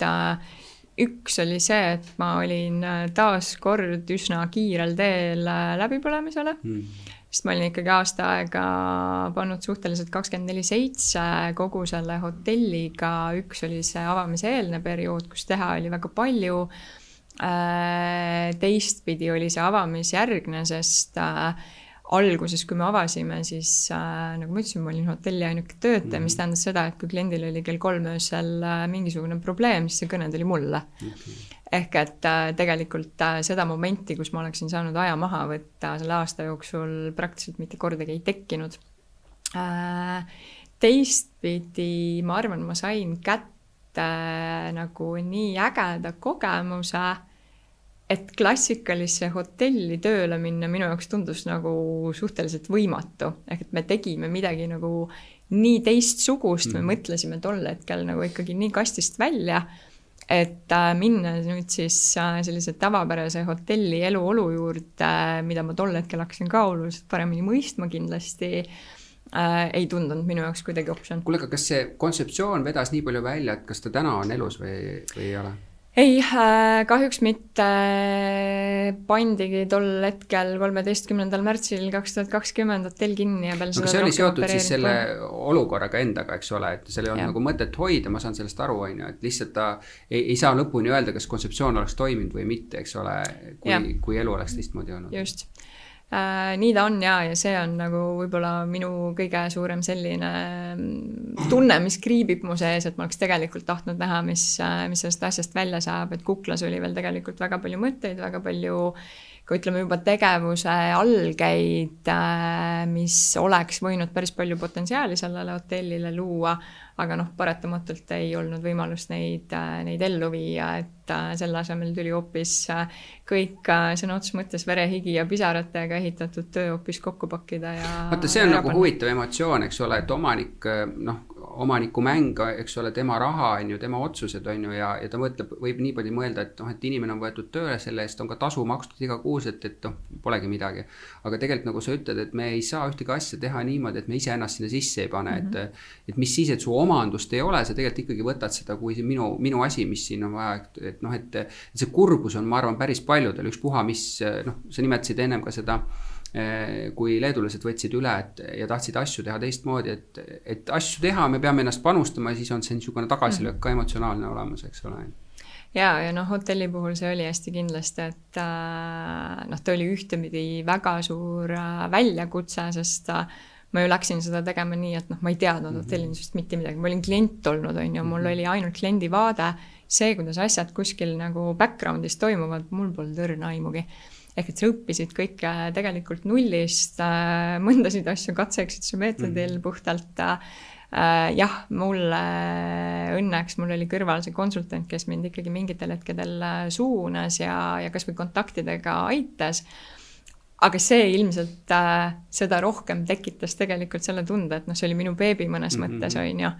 Et kui see otsus ühel hetkel tuli, et nüüd me ikkagi, et see sulgemine ei ole ajutine, vaid see on nüüd ikkagi praegu määramata ajaks, on ju, ja ole hea, tühista nüüd ära kõik olemasolevad lepingud, kohustused, nii edasi, ja sul on selleks 2 nädalat aega, siis tegelikult see nagu lüüa saamise tunne, millega ma sealt kohtumiselt koju läksin, oli ikkagi nagu väga-väga suur, et üliraske ja just täpselt see koht, et tegelikult jäi ju kripeldama, et aga mida ma veel tegelikult oleksin suutnud sellega ette võtta.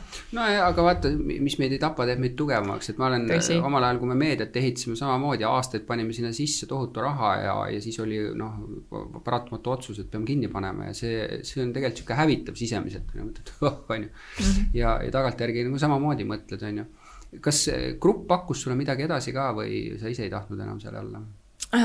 Tol hetkel olid ju ajad nii ebaselged, et ega seal väga midagi pakkuda ei olnud, et tegelikult oli ju kõikidel äridel küsimus, et mismoodi me edasi lähme, et pigem ju kogu majandus tol hetkel oli väga ärav ja kõikidel inimestel oli ju see ebakindlus sees, et mis nüüd edasi saab, et ei, tol hetkel grupi poolt pakkumist ei tulnud, kuigi me lahku läksime selles mõttes ju ikkagi sõbralike suhetega, on ju. Mul oli lihtsalt vaba suvi. Ja siis oli K-Rauda uuesti või see tuli hiljem või? Ei, siis tuli Bauhof. No jälle nagu selles, no väga suurt vahet nagu ei olnud, eks ole, ja seal olid siis turundusjuht juba tegelikult, jah? Jaa, olin Bauhofis ka turundusdirektor, ehk et vastutasin siis kõige turundustegevuste eest, et päris põnev oli, kui K-Raudtees sai ju kogu aeg jälgitud seda, mida Bauhof teeb ja kuidas nad käituvad ja kuidas nad investeerivad ja mis nad teevad, et siis korraga nagu sa istud teiselt pool seda lauda ja vaatad seda, mis 10 aastat oli justkui sinu kodu hoopis teise pilguga ja hoopis teise suunaga.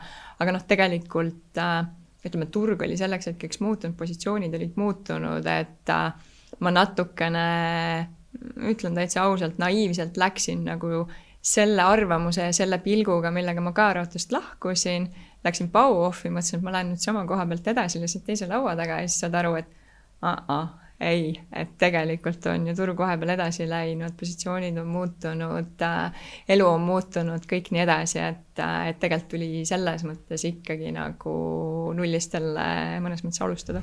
Minu meelest Bauhof on nagu huvitav fenomen selles mõttes, et esiteks seal on kauplusi rohkem, eks ole, kui näiteks K-Raudal on ja kaupluse suurused on ka erinevad, et kui muidu on tavaliselt suhteliselt, võtame Bauhausi enda, eks ole, tal on ikkagi, mis siis, et ta on seal Lasnamäel ja eks ole kuskil seal Haaberstis, kauplus on suuruselt üks sama, eks ole. Ja Bauhaus on otsinud või Bauhof on otsinud nagu erinevaid kohti, kus ta saavad olla ja siis vastavalt on siis, kas seal midagi mahub ära või mitte, no meil siin Mustikakeskus hea näide, eks ole. Kuidas sellist kaupluse ketti juhtida, kus sa siis pead reklaamidele panema, et tähendab nendes kauplustes seda asja ei ole, on ju? Jaa, see Bauhof ja Bauhaus, see on ikka jätkuvalt inimeste peades läheb sassi, et selle kohta lihtsalt üks tore lugu rääkida, et inimene, kes töötas mu tiimis, et tuli meile töövestlusele, aga tegelikult läks Bauhausi kontorisse, et juhtub igasuguseid toredaid lugusid.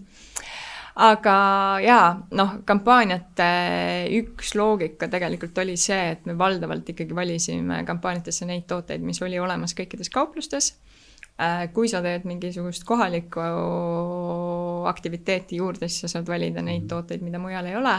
Või siis ütleme, kliendilehe puhul, mis oli ju ja on jätkuvalt väga oluline kanal nende valdkondade jaoks, seal sa saad tõesti selle tärni panna, et see toode on saadaval ainult selles ja selles kaupluses.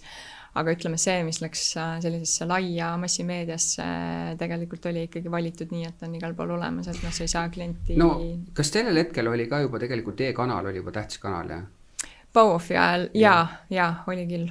Et ma nagu vaatasin, täitsa siuke nagu triviaalne teema, aga seenekorv on ju, hakkad otsima. Ja kus sa siis vaatad, et Bauhof nagu pakub, aga mitte üldse siin regioonis, eks ole, kuskil nagu Lõuna-Eestis, mis on ka loogiline, et seal on nagu, ja siis ma hakkasin mõtlema, et vaata huvitav, et sa nagu sortimenti pead ka mõtlema niimoodi, et mida seal piirkonnas tegelikult nagu vajatakse rohkem kui teist kohas. Ja sellega oli üks näide, ma nüüd ei mäleta enam, kummas ketis see oli vist K-Raudtee aegadele, et korraga vaatame, et on üks toode, mis Saaremaal üldse kuidagi ei müü. Tegemist oli mutilõksudega, siis ilmas, et Saaremaal mutte ei ole. Et igasuguseid lugusid on ikkagi... Seda ma ei teadnud näiteks, on ju. No vot jah, et igasuguseid lugusid on ikkagi elu jooksul juhtunud ja täpselt see nii ongi. Aga siis tekibki see, et kui sul data midagi ütleb, siis kaeva sinna sisse ja vaata, et mis sealt siis nagu välja tuleb, et teinekord need põhjused on päris sellised ka koomilised. See on väga hea näide, see ma läheb nüüd meelde, ma saan seda tudengitele öelda, et vaata, mõtled, et kuidas mingid toote otsused sünnivad ja ma üldse jaakaubanduse osas, et siis kui sa näiteks elad kuskil kohas, kus mutt ei ole, siis sul ei tule kunagi selle peale, et võiks midagi teha, mis muttidega tegema ja siis kuskil, kui neid on palju, et nagu see ka juba mingeid asju nagu muudab, on ju. Mul on hea story selle hoopis teise teema kohta, kus sa ütlesid, et inimene läks hoopis Bauhausi ja tahtis teile tulla, on ju. Ja mul on elus olnud siuke olukord, kus ma olen läinud Saksamaale messile koos konsultandiga. me oleme palganud kaasa konsultandi, ma olen lennanud sinna ja siis tuleb välja, et see on aasta pärast. Täiesti nagu katastroof ruudus, õudne, see oli nagu huvitav asi, mulle öeldi, et kuule, et on vaja minna seadmemessi, et sa pead minema sinna, et noh, et võtame väljas selle konsultandi kaasa, et ta aitab, et mine kindlasti kohale. Ja tead, seda mulle räägiti nagu, et noh, et igal juhul on ja mina nagu vaatasin ka nagu ei näinud, aga noh, ju siis oli, ei osanud vaadata, ja mäletame veel niimoodi, et meil seest need, kes tehnoloogia osakonnas ütlesid, et nemad ka nagu vaatasid, et ei ole, aga noh, et ei tea, ja paneme kohale, tead, ja seal oli vist veel mitmeks päevaks ja sõidame ja lähme sinna ette, noh, mitte midagi ei ole seal, siis hakkasime nagu aru saama, et mis toimub, siis ma mõtlesin, et noh, et kui valesti saavad mõned inimesed ikkagi mõelda, aga ma olen elus selle läbi teinud ja siis mul oli mingi 4 päeva või ma ei tea, mis ma seal istusin niisama, siis olime sellega. Sai puhkusereis hoopis. No jah, ünhen pole paha, eks ole. Aga lihtsalt me maksime konsultandile kõik see 4 päeva. Temal oli ka hea palgatud. Palga see on ju. No sa ütlesid, et natukene teistsugune keskkond, sellepärast, et see, aga põhimõtteliselt hea kaubandus ikka ju selles valdkonnas. Ja mis edasi? No siis ma peaaegu 2 aastat toimetasingi Bauhofis ja ühel hetkel läksid seal teed lahku ja siis üsna varsti peale seda liitusin Magnumiga, kus ma siis tänaseks olen nüüd üle 3 aasta toimetanud. No kuidas selline otsus tuli, et see tervise temaatika ta on hästi pop temaatika tegelikult, mitte ei saaks öelda, et ta ei ole olnud, aga kuidagi ta, ma ei tea, kas selle erakliinikute tulekuga, eratervishoiu tulekuga kuidagi turule, et ta ka turundajate seas on selline nagu kuidagi teistsugune vaade sellele, et meil oli Kertu Kuusik, eks ole, Melivast oli siin ja miks ta oli nagu fenomenaalne oli see, et Fontes on öelnud üks kõige suurem konkurss, mis on, eks ole, olnud üldse turundajatele. Ja peab ütlema, et ta tõesti on hea. Ta on tegelikult hea, et arusaadav, miks ta siis valiti sinna, eks ole, aga et mis sellest valdkonnast teeb praegu nagu nii huvitava versus, noh, ma ei tea, 10 aastat tagasi, kus nagu sinna väga ei tikutud, ma ei tea, et nagu oleks õudselt suured konkursid olnud. No selles mõttes ma pean sind natukene võib-olla nagu... Et on erinevad valdkonnad, eks ole, jah? Jah, et võib-olla sa pead nüüd pettuma mu vastuses natuke, et ma ei läinud sinna kindlasti valdkonna pärast, ma pigem läksin selle rolli pärast. Küll aga jaa, eks ma oma peas mõtlen ju ka alati läbi, et mis see valdkond on ju, et noh, on teemad, mis sind kõnetavad, ma ei kujutaks ette, et ma turundaks midagi, mis mul üldse korda ei lähe. Et see nagu klikk peab seal mingit moodi olema, küll aga pigem mind kõnetas see roll, mida Magnum mulle pakkus. See oli minu jaoks täiesti uudne, täiesti teistsugune ja see oli tegelikult see challenge, mida ma seal nägin. No paljude jaoks võib-olla nad on kuulnud sõna Magnum, aga nad ei tea, eks ole, mis seal all on, et kas me käime korra selle üle, et lihtsalt, et kuulejad teavad, millega see tegeleb. Jaa, noh, Magnumiga selles mõttes ongi tore see, et kui ma hakkasin inimestele ütlema, et jaa, et ma töötan nüüd Magnumis, siis mitte ükskord küsiti mu käest, et sulle meeldib jäätis väga. Ja selle peale mõtlesin, et jäätis meeldib mulle ka, aga see pole see Magnum. Ehk et mina toimetan siis täna Magnumis, kus me tegeleme ravimitega. Ehk siis meil on väga mitmeid erinevaid tegelikult äriliine, meil on ravimite hulgimüük, humaanravimite, siis me pakume Apotheka frantsiisi apteekidele. Meil on veterinaartoodete hulgimüük, meil on hambaravitoodete müük ja noh, lisaks siis veel seal erinevaid tegemisi, mis toetavad ühel või teisel moel siis meie erinevaid äriliine, nii et ettevõtteid, nüüd võin valetada, aga oli vist 28 äkki erinevat, nii et struktuur on päris keeruline ja toimetamist on palju. Mis sinu roll seal on selles mõttes, kui sa oled kontserni peal, mis sa teed igapäevaselt? Selles mõttes, et igal pool on ju omad, kes peavad vastutama selle asja eest, et see asi nagu toimib, et mis on ühe kontserni nagu seukse, selle valdkonna roll? Noh, minu roll, ütleme, võib-olla tahaks isegi natuke öelda, et mul on mitmeid erinevaid rolle Magnumis sees, et kui me vaatame nüüd seda jaepoolt või siis Apotheka frantsiisi mujal riikides tegelikult on siis ikkagi meil enda apteegiketid. Sa räägid Lätist ja Leedust? Lätist, Leedust Apotheka puhul, jah. Siis igas riigis on oma toimetav turundusosakond olemas. ja mul oli alguses võib-olla ka natukene keeruline iseennast positsioneerida, et noh, minu positsioon nüüd nagu loodja, et mis ma siis nüüd siin nagu teen, et tegelikult on ju turundustiimid olemas, aga ma iseenda jaoks sõnastasin selle ühel hetkel siis nii, et ma tahaks olla sparringpartner turundustiimidele. Et me ju kõik tegelikult teame, või noh, minu jaoks on hästi oluline, et ma saaks aeg-ajalt mõtteid vahetada kellegagi, kes jagab valdkonda, kes saab aru sinu väljakutsetest, sinu probleemidest, nii edasi. Ehk et ma tegelikult tahan pakkuda seda oma meeskondadele, pluss me siis ikkagi strateegiad, suuremad mingisugused otsused, projektid, plaanid ikkagi vaatame koos üle. Nüüd, kui me vaatame seda hulgi poolt, siis ettevõtted on hästi erinevad, et on need, kellel on oma turundusspetsialistid olemas, on need ettevõtted, kus üldse turundust ei ole, ehk et seal on siis tegelikult vastavalt vajadusele ma osalen või sekkun täpselt siis, kui kas on vajadus või kui ma näen, et kuulge, teil nüüd siin oleks vaja nagu veits läbi mõelda mingisugused asjad. Ja tegelikult viimased 1,5 aastat ma juhin veel lisaks sellele ka kogu Magnumi strateegia loomise protsessi, ehk et see, mida ma Tartus 3 aastat õppisin, on nüüd päriselt leidnud väljundi Magnumis. Ma proovin võtta oma sõnadega kokku, et kas, kui tuua seda analoogiat seal selle hotelli puhul, et kas sa näed enda rolli natukene nagu nende teiste tiimidele, nagu sinul oli see konsultant, et tegelikult nad toimetavad, aga samas on sul vahel nagu küsimusi ja kuhu sa siis lähed, eks ole, et sul on nagu turvaline pöörduda ülespoole, kus see kogemus on siis olemas. On see üks asi? Ja, ma arvan, väga hea paralleeli tõid välja, et üks asi ongi kindlasti see, et noh, täpselt, et sul on kõrval keegi, kellega arutada või asju mõelda. Ja teistpidi, mida ma kindlasti ei vähem tähtsustaks siin, on ka see, et kuna mina olen regulaarselt kontaktis ja suhtluses kõikide riikidega, siis noh, mina nopin üles ka need kohad, et kuulge, seal tehti mingi äge asi, et tuleme nüüd kokku, räägiks ja vaataks üle, et võib-olla meil on teistes riikides täpselt samamoodi kasutada. Ehk et selline know-how jagamine, parimate praktikate jagamine, et see on kindlasti hästi suur osa sellest rollist. Ja ma mõtlen, kas nagu omaniku vaatest, kas selle rolli nagu mõte ei ole see, et mõnes mõttes ta võtab kontserni tasandile nagu tippteadmise sisse, et valdkonnad all võib-olla ei libastuks või? Ma ei ütle nagu kontrolli mõistes, aga just selles mõttes, et noh, et vaata, sa võib-olla ei saa igasse poole tippturundajat palgata, lihtsalt kallis, on ju, ja võib-olla nagu sa ütlesid, et võib-olla on ka igav mõnes mõttes tippturundajal olla kuskil, on ju, ja siis, kui sa võtad niisugust spetsialisti, kellel ei ole palju kogemust, siis sa ei tea, kas ta tegelikult üldse teeb õigeid asju, on ju, õigesti rahasid, on ju, et mõnes mõttes, kui sa teed strateegilise sellise positsiooni, siis on sul keegi, kes nagu läheb ja vaatab, et kuulge, te teete õigesti või te teete õigesti, on ju, et kas see võib ka üks asi olla? Tahan ühtepidi olla nõus ja teistpidi natukene mitte.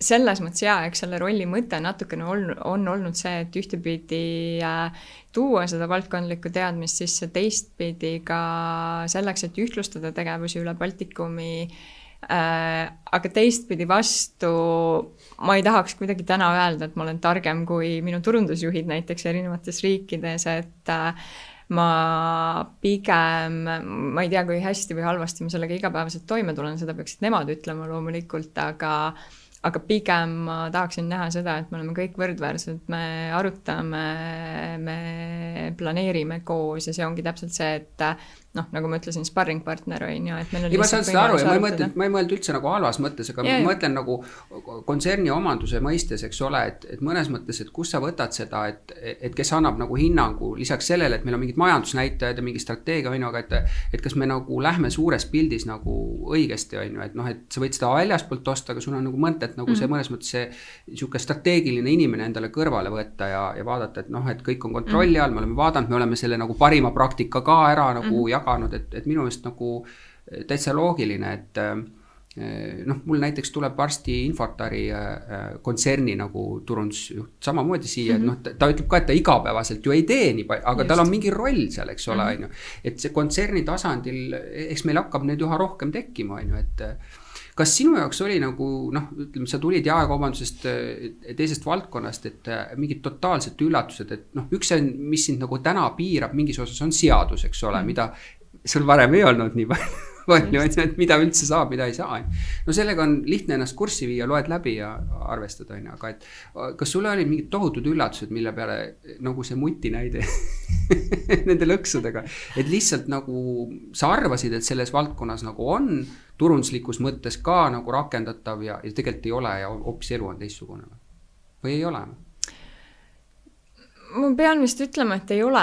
Ma arvan, et kogemusi on elu jooksul nii palju olnud ja kuna selles mõttes ka näiteks apteegisektor, mis ju otseselt minu käe all on, ta on väga paljuski ka jaekaubandus, et kõik need reeglid tegelikult, mis on varasemalt kehtinud, kehtivad siin täpselt samamoodi. Seal on ühed teatud erisused, luba mind. Nii. Üldse mitte halvas mõttes, et kui jaekaubanduses on öeldud, et tegelikult teenindaja võiks olla nagu leti ees, et sa oled avatud, siis seal on kõik leti taga. Vahel see, kes seal käib ringi, aga nad on põhimõtteliselt leti taga ja seal on oma nagu põhjus, eks ole, et paljud tulevad haigetena sisse, eks ole, et võib-olla ei ole nagu hea siuke nagu 100% kontakt. No selline naljaga pooleks öeldud, aga natuke ta niimoodi on. Ja need kitlid ja kõik see teadmine on ju hoopis teistsugune, et sa ikkagi et midagi ei juhtu, kui ta sellest polstrist midagi ei tea, aga see küll, kui ta annab sulle nagu lapsele mingi vale asja, siis võib ikka tagajärjed pahad olla.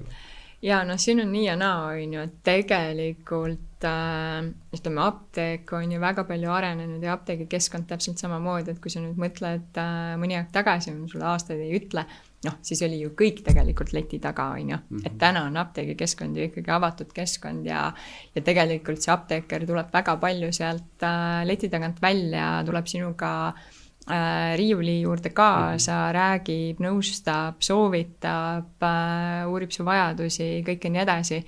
Et selles mõttes jah, küll ütleme, retseptiravimi müük toimub sealt leti tagant ja kogu see tehing ja võib-olla see pöördumine esmalt toimub pigem seal leti taga, aga pigem ikkagi apteeker, me ise tahaksime mõelda ja pigem ma arvan, see on nii, et ta ei ole ikkagi selline väga nagu üle leti teenindus.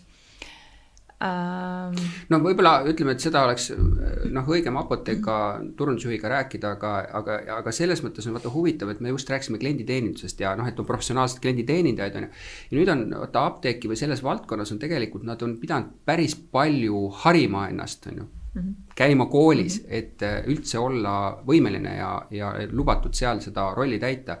Ja siis ta peab nagu mingi klienditeenindaja nagu elemendiga külge võtma. Et kas seal huvitav inimestel ei ole sellist asja, et kuulge, ma olen siin nagu ikkagi õppinud ja nüüd ma pean siin vastama nendele küsimustele või see on nagu juba nendele loomupäraselt sisse koolitatud seal koolis, kus nad siis õpivad proviisoriteks või? Esiteks apteekrile ära kunagi ütle klienditeenindaja, apteeker on ikkagi kõrgelt haritud professionaal, et nad on selles mõttes kindlasti tavapärasest teenindusest hästi teistmoodi ja ma olen tõesti nõus, neil on see teeninduse element seal juures.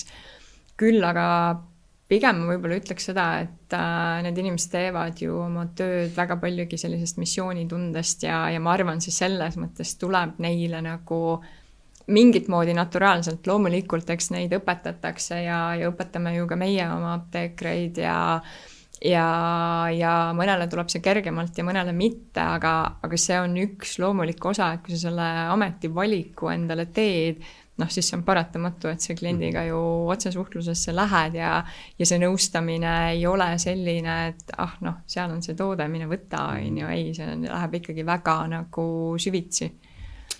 Ma sel teemal rohkem ei räägi, aga mis mind hoopis huvitab on see, et sa oled aastate jooksul erinevate partneritega koostööd teinud. Ma pean siis nimelt kreative agentuure, meediaagentuure, üritus, mis iganes. Mida sa partneri puhul pead tähtsaks? Ma arvan, seal on erinevaid elemente.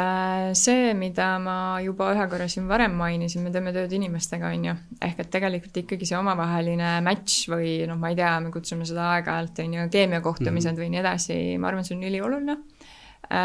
Kui meil ikkagi nagu ühist nägemust üldse ei ole või me ei suuda kuidagi nagu suheldud saada, siis ega seda pikaajalist head koostööd sealt tegelikult ei tule, Aga teine pool on kindlasti kogu selline professionaalsus ja teadmiste pagas, et sõltuvalt, mis see valdkond siis on, võtame creative'i või meedia või mis iganes, mis on see väärtus, mida see partner siis tegelikult lauda toob. et noh, mina olen püüdnud aastate jooksul oma partneritesse suhtuda nii, et nad on minu laiendatud tiim. Ehk et nad ei istu minuga ühes kontoris igapäevaselt, aga nad on minu meeskond, kellega tuleb suhelda ausalt ja avameelselt, sealhulgas vajadusel jagada ka kriitikat, aga samamoodi tunnustust, kui mõlemad on omal kohal, on ju.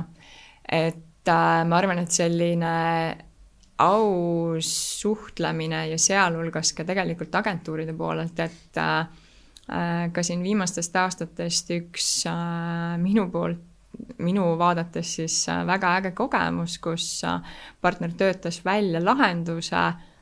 Me olime sellele kinda juba alla kirjutanud ja siis ta tuleb paar nädalat hiljem tagasi ja ütleb, et tead või? Me mõtlesime palju parema asja välja. Me tahaks nüüd nagu ümber vahetada selle. Ja siis sa kuulad nad ära ja saad aru, et pagan, jumala õige, et te tulite nagu veel parema asja peale. Aga tegelikult millist julgust see nõudis, et sa tuled ja ütled, et tead või, see esimene lahendus, mis me sulle pakkusime, tegelikult ei olnud nagu meie leveli tasemel, ja me oleme suutelised tegema veel paremat ja me mõtlesime sulle veel ägedama asja välja. Et ma arvan, selline vastastikune lugupidamine ja tõesti nagu julgus ka oma vigu tunnistada ja koos eesmärkide poole püüdlemine on, ma arvan, üks olulisemaid asju.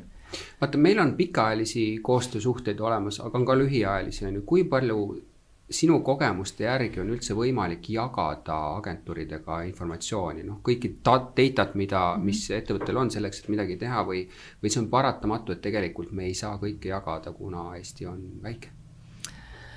No mina olen ikkagi olnud seda meelt, et tuleb jagada nii palju, kui see nagu mõistlik ja võimalik on, et loomulikult me ei saa minna mingites kohtades väga detailidesse, aga ma ei tea, kas või uuringute tulemused või mingi maani ka äritulemused, me kõik ju, nagu ma juba ütlesin, selles mõttes võitleme ühiste eesmärkide nimel, et kui mul on agentuur kõrval, siis ta on minu tiim, mis tähendab seda, et meil on samad eesmärgid. Et kui mul läheb hästi, läheb sul hästi, kui meil läheb halvasti, siis me peame koos välja mõtlema ka selle, et kuidas me siit nüüd välja ronime, mis tähendab seda, et kuidas me ei jaga talle neid tulemusi, ma pean jagama talle, tegelikult me peame ju koos aru saama sellest, et miks me jõudsime sinna, vahet ei ole, kas asi läks hästi või halvasti, Ja see on tõenäoliselt ka see, miks ma väga nagu ei poolda selliseid lühiajalisi suhteid, ma pigem ikkagi näen, et kui me läheme partnerlussuhtes, siis see on pikaajaline ja asju juhtub alati, elu on elu, midagi ei ole seal teha, aga ma praegu lihtsalt lasen kiirelt oma peast läbi, et ma arvan, mul selliseid väga lühiajalisi koostöösuhteid vist ei olegi olnud. Sa ütlesid juba alguses, eks ole, et meil koolitatakse tihti peale nagu turundajad natuke teise maailma pilti, eks ole, et õudne loomingulisus on ja reaalsus on nagu Excelid ja andmed ja homsed müügid, Mida sa agentuurilt ootad? Kas sa agentuurilt ootad sellist crazy lähenemist või selline, teeme koos nüüd Exceliga motivatsiooni seal saama kuidagi? Tead, ma arvan, et see sõltub. Selles mõttes nõme vastus on, aga sõltub ju tegelikult sellest, et kus oma ettevõttega parasjagu oled, mis on su väljakutsed, mis on su eesmärgid, kas me oleme nendele eesmärkidele juba lähedal või me oleme alles kuskil täiesti alguses, ja võib-olla praegu lihtsalt täitsa niimoodi mõtlen, see sõltub ka sellest, et kuidas see koostöösuhe on üles ehitatud, et kas ongi kas või sellel samal agentuuril üks see inspiratsioon ja motivatsioon, aga teistpidi ka julgus tullagi sulle ütlema, et kuule, mul tundub, et teile võiks selline asi praegu nagu jumala hästi töötada, isegi kui sa seda võib-olla küsinud nende käest ei ole, Et jaa, ma arvan, seal on nagu erinevaid nurkasid. Mis sinu jaoks viib nagu agentuuride suhte lõpuni, et enam ei toimi? Mis need triggerid võivad olla? Ma ütleks omast kogemusest pigem tõesti see, et üksteist kuulamine. Et kui sa ei kuula tegelikult vastastikku seda, mida teisel partneril öelda on, ja see on väga üldistatud praegu, aga kas või see, et kui ma ei saa lahendust, mis vastaks minu ootustele, meie ettevõtte, siis ja noh, sa ei suuda sealt nagu ka tagasiside pealt tegelikult seda nagu ühel, teisel või kolmandal versioonil siis ikkagi pakkuda, noh siis võib-olla tuleb otsida seda kuskilt mujalt. Küll aga ma paneks siia juurde ühe klausli, alati tasub otsa vaadata ka iseendale.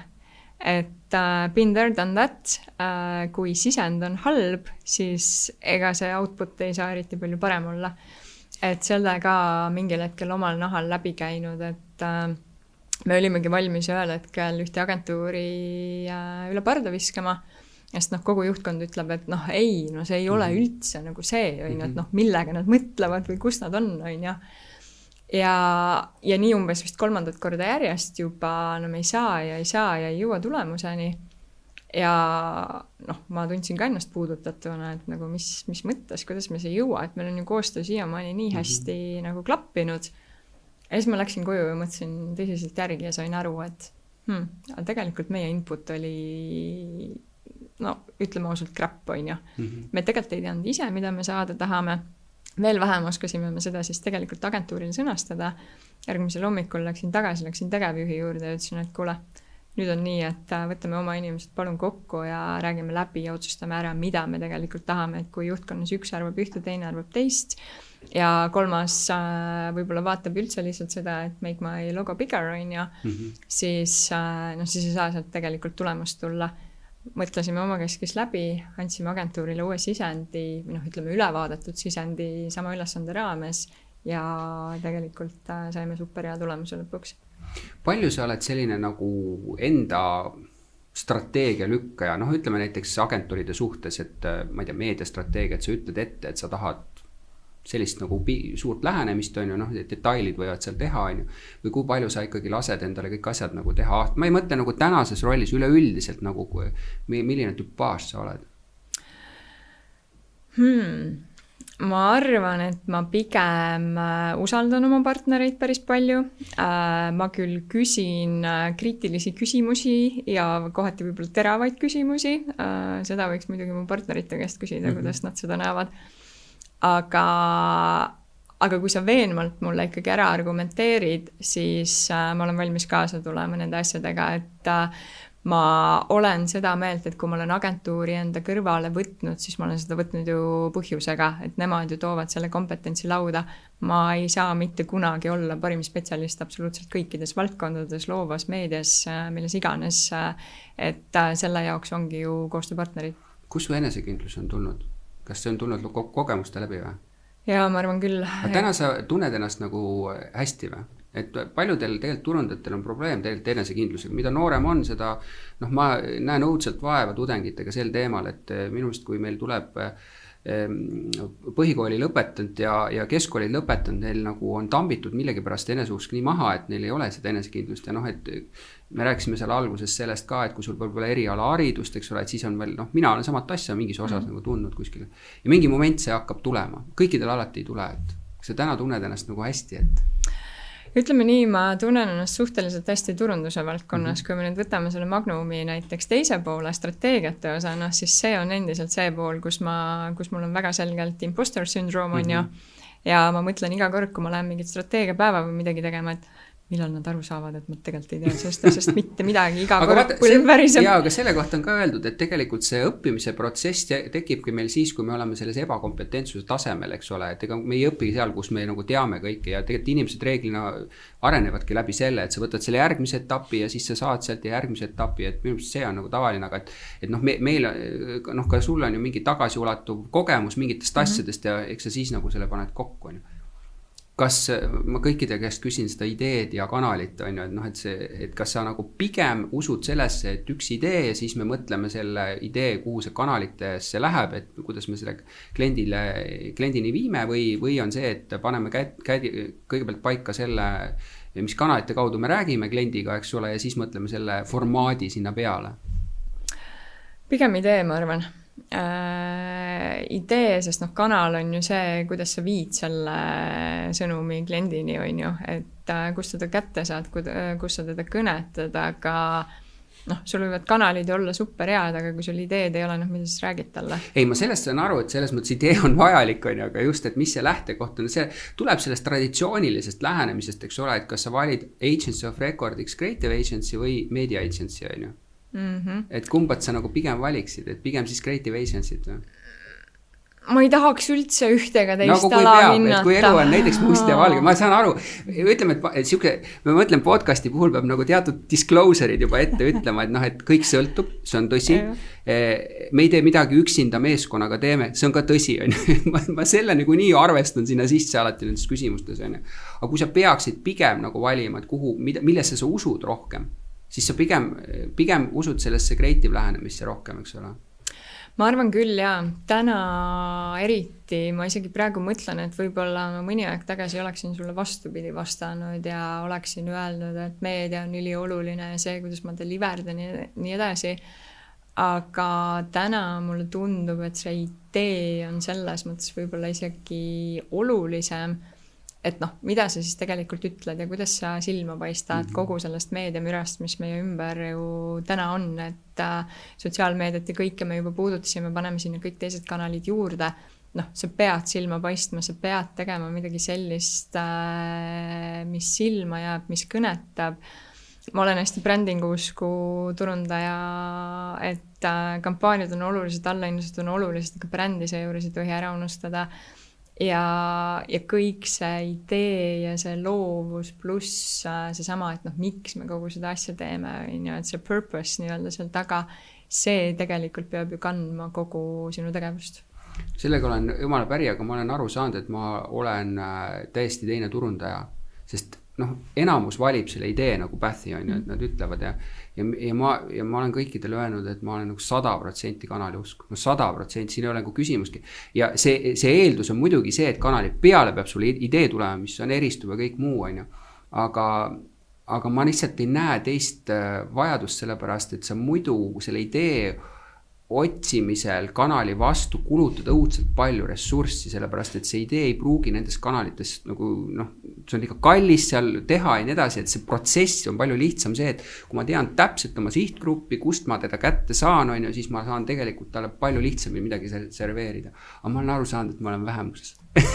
Aga ma võib-olla paneksin sinna ühe sellise nüansi juurde, et noh, kui ma mõtlen seda, et ma lähen mingit ideed otsima või ma lähen seda agentuurile näiteks briefima, siis minu jaoks kanalid on sinna juba ju selles mõttes natukene nagu eelhäälestatud, et ma ju tean, kas ma näiteks telet lähen tegema, kas see on ainult sotsiaalmeedia kampaania ja nii edasi, mis tegelikult ju hakkab seda idee loomet selles mõttes juba aga ju nagu traivima. Jaa, aga see ongi siis mõnes mõttes, et sa juba nagu välistad, okei, seal on mingid piirangud, mis on, aga noh, ütleme, et puhas idee loome oleks see, et kuulge, et Tommy Cash on ju, ja siis hakkame nüüd mõtlema, et kuidas me selle Tommy Cashiga, mis kanalites, kuidas me saaks kõneleda. See oleks nagu puhas idee loome ja vaata, seal see küsimus ka, mis ma nagu proovisin aru saada, et mis ootused on agentuurile, on ju. Et minu meelest nagu turundajatena me oleme konservatiivsed, meil on nagu selged majanduslikud eesmärgid, mida me peame ära tooma, on ju, ja me teame, et tegelikult siukeste noh, tasahilju teatud nagu süsteemiga tegemiselt me saame seda teha, on ju. Ja me tegelikult ei anna tihti peale sellistele crazy loomingulistele ideedele seda ruumi, sest me ei tea, kuidas see seal ikkagi toimib. Ja siis see omavaheline probleem tegelikult agentuuride ja kliendi vahel on see, et kuulge, mida te ootate, te ju ei lase meil midagi teha, aga ei lase sellepärast, et meil on ju mingid eesmärgid, mida me peame täitma.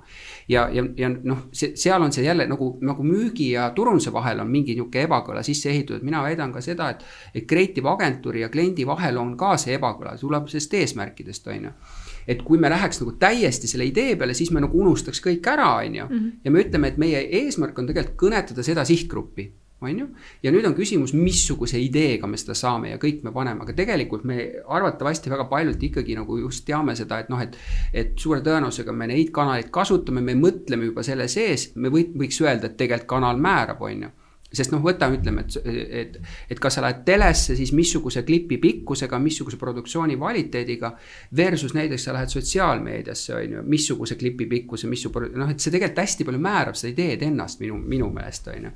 Ja sellepärast ma olen nagu kanali usku, et see nagu tõmbab ära selle nagu pika ahela mõttetu töö tegemist, et me tegelikult ei saa seda seal lubada, võib-olla mõtet seda sinna teha, et mis me siis mõtleme selle peale, et kui Tommy Cash oleks mul käis LHV-st, eks ole, tookast siis, kui oli see Eurovisioon, või nad kunagi ju kasutasid teda, ma küsin, miks te ei kasuta praegu?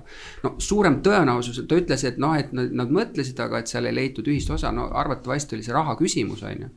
Et great idee, aga lihtsalt rahaliselt ei vea välja, eks ole, sellel momendil. Et aga see mulle jälle turunduses meeldib, vaata ei ole ühtset teekonda, on nagu, ja miks ma tegelikult tahan nagu hästi paljude turundajatega vestelda, on see, et selle agentuuri nagu, nad saaks aru mõtlemisest, eks ole, et ei tekiks selliseid nagu valeootusi ja siis võib tekkida neid ebakõlasid, on ju. Ja juhtub seda, mida mul on paljud turundajad ütelnud, et miks see nagu lahkuminek toimub, on see, et ma ei saanud enam agentuurist üldse ideid. Ja kui sa hakkad küsima, et aga kui palju te nendest ideedest vastu võtsite, vähe on ju, aga ma vahel tahan võtta. Ja siis see tähendabki tegelikult seda, et agentuur peab sellega arvestama tegelikult, et ta peab jätkuvalt pakkuma, mis siis, et me võtame võib-olla 100 korrast, ma ei tea, 2 korda neid crazy asju vastu ja ülejäänud teeme. Ja sa ise tõid hea näite selles osas, et vaata, et agentuur, mis on ebatüüpiline sellele, mis sa tegid, ta tegelikult müüs sulle juba maha mingi asja. Tema jaoks oleks väga hea, lähme teeme executioni, meil on nagu kulu juba nagu arvestad sinna. Et ta tuli tagasi ja ütles, kuule, ma tegelikult tahaks proovida veel ühte asja, et ta teeb nüüd nagu 2 korda proovib seda. Minu arust hea näide selles osas on. Just, ja minu jaoks ka too sama näide, tõsine respekt ja ma läksin pärast ütlesin ka neile, et kuulge, et mitte igaüks ei teeks tegelikult seda, on ju. Aga ja väga huvitav mõttekäik ja selles mõttes arutelu, ma lihtsalt jäin mõtlema, et mul on ikkagi nii lähiminevikust kui ka kaugemast minevikust, mõned näited ka väga toredad sellised, kus ongi, kus agentuur tulebki, ütlebki, et kuule, meil tuli siuke nagu idee, teeme ära, on ju, ja kusjuures need ei pea olema üldse nagu suured asjad, et üks väga lahe asi, mida me tegime ka kunagi ka raudteeaegadel, aastat enam ei mäleta, tohutu lume rohke talv oli. Kauplased ei paistnud enam välja, sellepärast, et lumehanged olid nii suured ja siis tolleaegne agentuuri nime ei mäleta küll, aga tean, et Madis Ots selle idee meile välja käis. Võtsime riiulist sprei värvid ja kirjutasime lihtsalt lumehangede peale, tegime ka raudtee logo kuubikud ja kirjutasime, et lumelabidad alates 99 krooni oli tol hetkel. Ja võtsime kuldmuna selle eest isegi. No võt, super näide, ma isegi täna müts maha natukene, kas minust parempoolsed panid selle kaubiku teistpidi, eks ole. Muidugi sellega nad saavutasid tegelikult selle, mis oligi vaja. Ühe asjaga sisuliselt meedia tähelepanu, eks ole. Aga Tartus läks neid pekki, eks ole, et hakkas, eks ole, see õli välja selle lekkima ja sellega läks nagu jamaks, aga mõnes mõttes ma jälle nagu ütlen ja kutsun alati nagu need kreatiivi poolt nagu mõtlema väljaspool nagu kasti. Et see on täpselt selline asi, et väikse asjaga ja sellega kaasnebki probleem, aga keegi ei oska öelda, kus see seal, eks ole, võib hakata lekkima.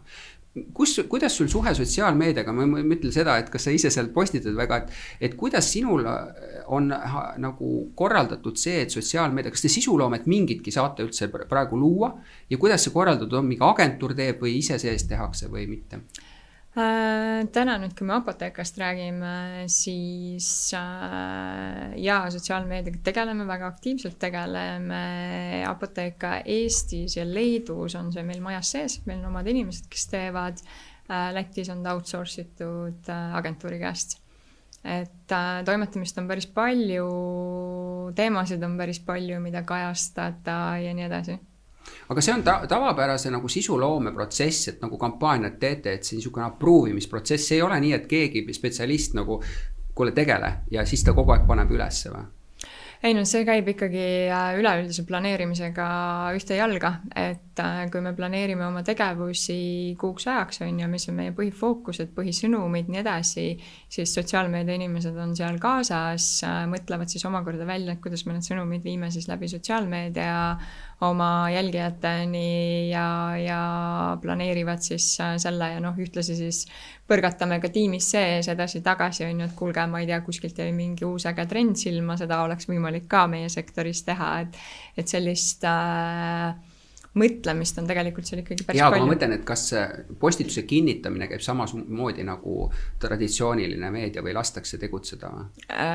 Meie täna ikkagi laseme tegutseda, ma ei saa nüüd rääkida kellegi teise eest, eks ju, aga ei, meil ei ole seda, et igat postitust peaks nüüd kinnitamas käima, et me pigem meil on täna meeskonnas inimesed, keda me usaldame, kellega on, ütleme, sellised põhijooned ju välja töötatud, on ju. Ja pigem see ongi see, et kui meil on kuuplaan kokku lepitud, siis selle raames me toimetame. Ma olen seda teistelt ka küsinud, ja ma näen, et paljud teevad seda niimoodi ja ma ütlen, et ma ei teeks seda niimoodi. Ja seal on väga lihtne põhjus, et ükspuha, kui palju sa inimest usaldad, see pole küsimus, kas ta nagu seda usaldust kuritarvitab, mitte see ei ole küsimus. Küsimus on selles, et vaata minu meelest klassikaline suke approval protsess on ju, et agentuur pakub mingi loov lahenduse ja siis vaatab mitu inimest üle ja on see küsimus, et üks inimene ei suuda nagu aru saada kõikidest potentsiaalselt kultuuri taustade probleemidest on ju, et kui see sõnastus või see selliselt, tema mõtleb nagu niimoodi, et meil on selline sõnum on ju, et ta paneb selle kõik nagu on, aga see sõnum on võib-olla kahetähenduslik või mingi element on kahetähenduslik on ju. Ja kui sotsiaalmeedias ühele inimesele see nagu sisust ära antakse on ju, siis võib tekkida nagu ei millestki probleem on ju. Ja ma näen seda, et hästi kergekäeliselt suured ettevõtted tegelikult sellega, et see on tegelikult ju sinu üks osa sellisest nagu välispildist on ju. Et mina nagu, teil võib-olla on vedanud on ju, aga meil on siin ju case olnud Omnivaga ja et eriti veel, kui te olete nagu välja andnud ja lastakse ise tegeleda, et ma vaataks selle protsessi üle, et mina arvan, et see on niisugune nagu mitte ainult teie puhul, aga väga paljud pangad ka siin teevad siin niimoodi. Ma ei teeks seda näevad. Välja lastud protsessi puhul kindlasti see käib, et ma võib-olla keskendusin praegu sellele poolele, kus meil on omad inimesed. Võib-olla ma eeldan ka, et nad ikkagi seal sisemiselt arutavad, milline see välja näeb, et päris ei ole see, et tuli keegi ja kuule, et tee nüüd. Ma saan seda aru, aga see on nagu ma nagu leian, see on nagu tähtis ära rõhutada, et päris seda teed ei minda, sest tegelikult ta on nagu inimese vaates täpselt samasugune kommunikatsioonikanal nagu üks puha teine, et miks me siis mingeid asju õudselt nagu vaatame, et sest tele on midagi suurt, see on täpselt samamoodi, et ma seal ei saa. Kas te tehnoloogiat kasutate palju või oled sa nagu aastate jooksul endal tehnoloogiat palju kasutanud, ma ei tea, CRM või mingisugust turundusautomaatikat või oled sa kasutanud või ei ole? Täitsa ausalt liiga palju ei ole, et ei ole ikkagi nagu üheski ettevõttesse liiga heal tasemel olnud.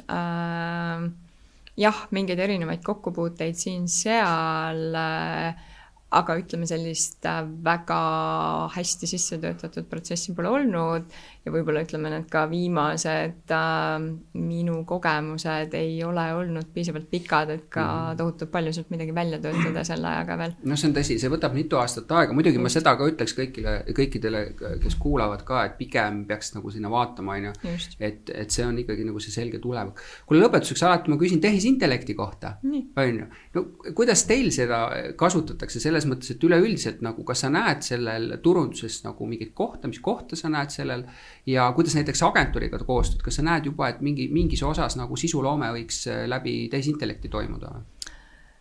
Ma julgeks täna väita, et tehisintellekt nüüd nii valmis ikkagi ei ole, et päris kogu sisuloomet või seda sinna anda saaks. Ja me otsast ikkagi torgime, on ju, et turundusosakond on üks esimesi, kellele ligipääsusid erinevaid on võimaldatud, erinevaid tööriistu täna katsetame.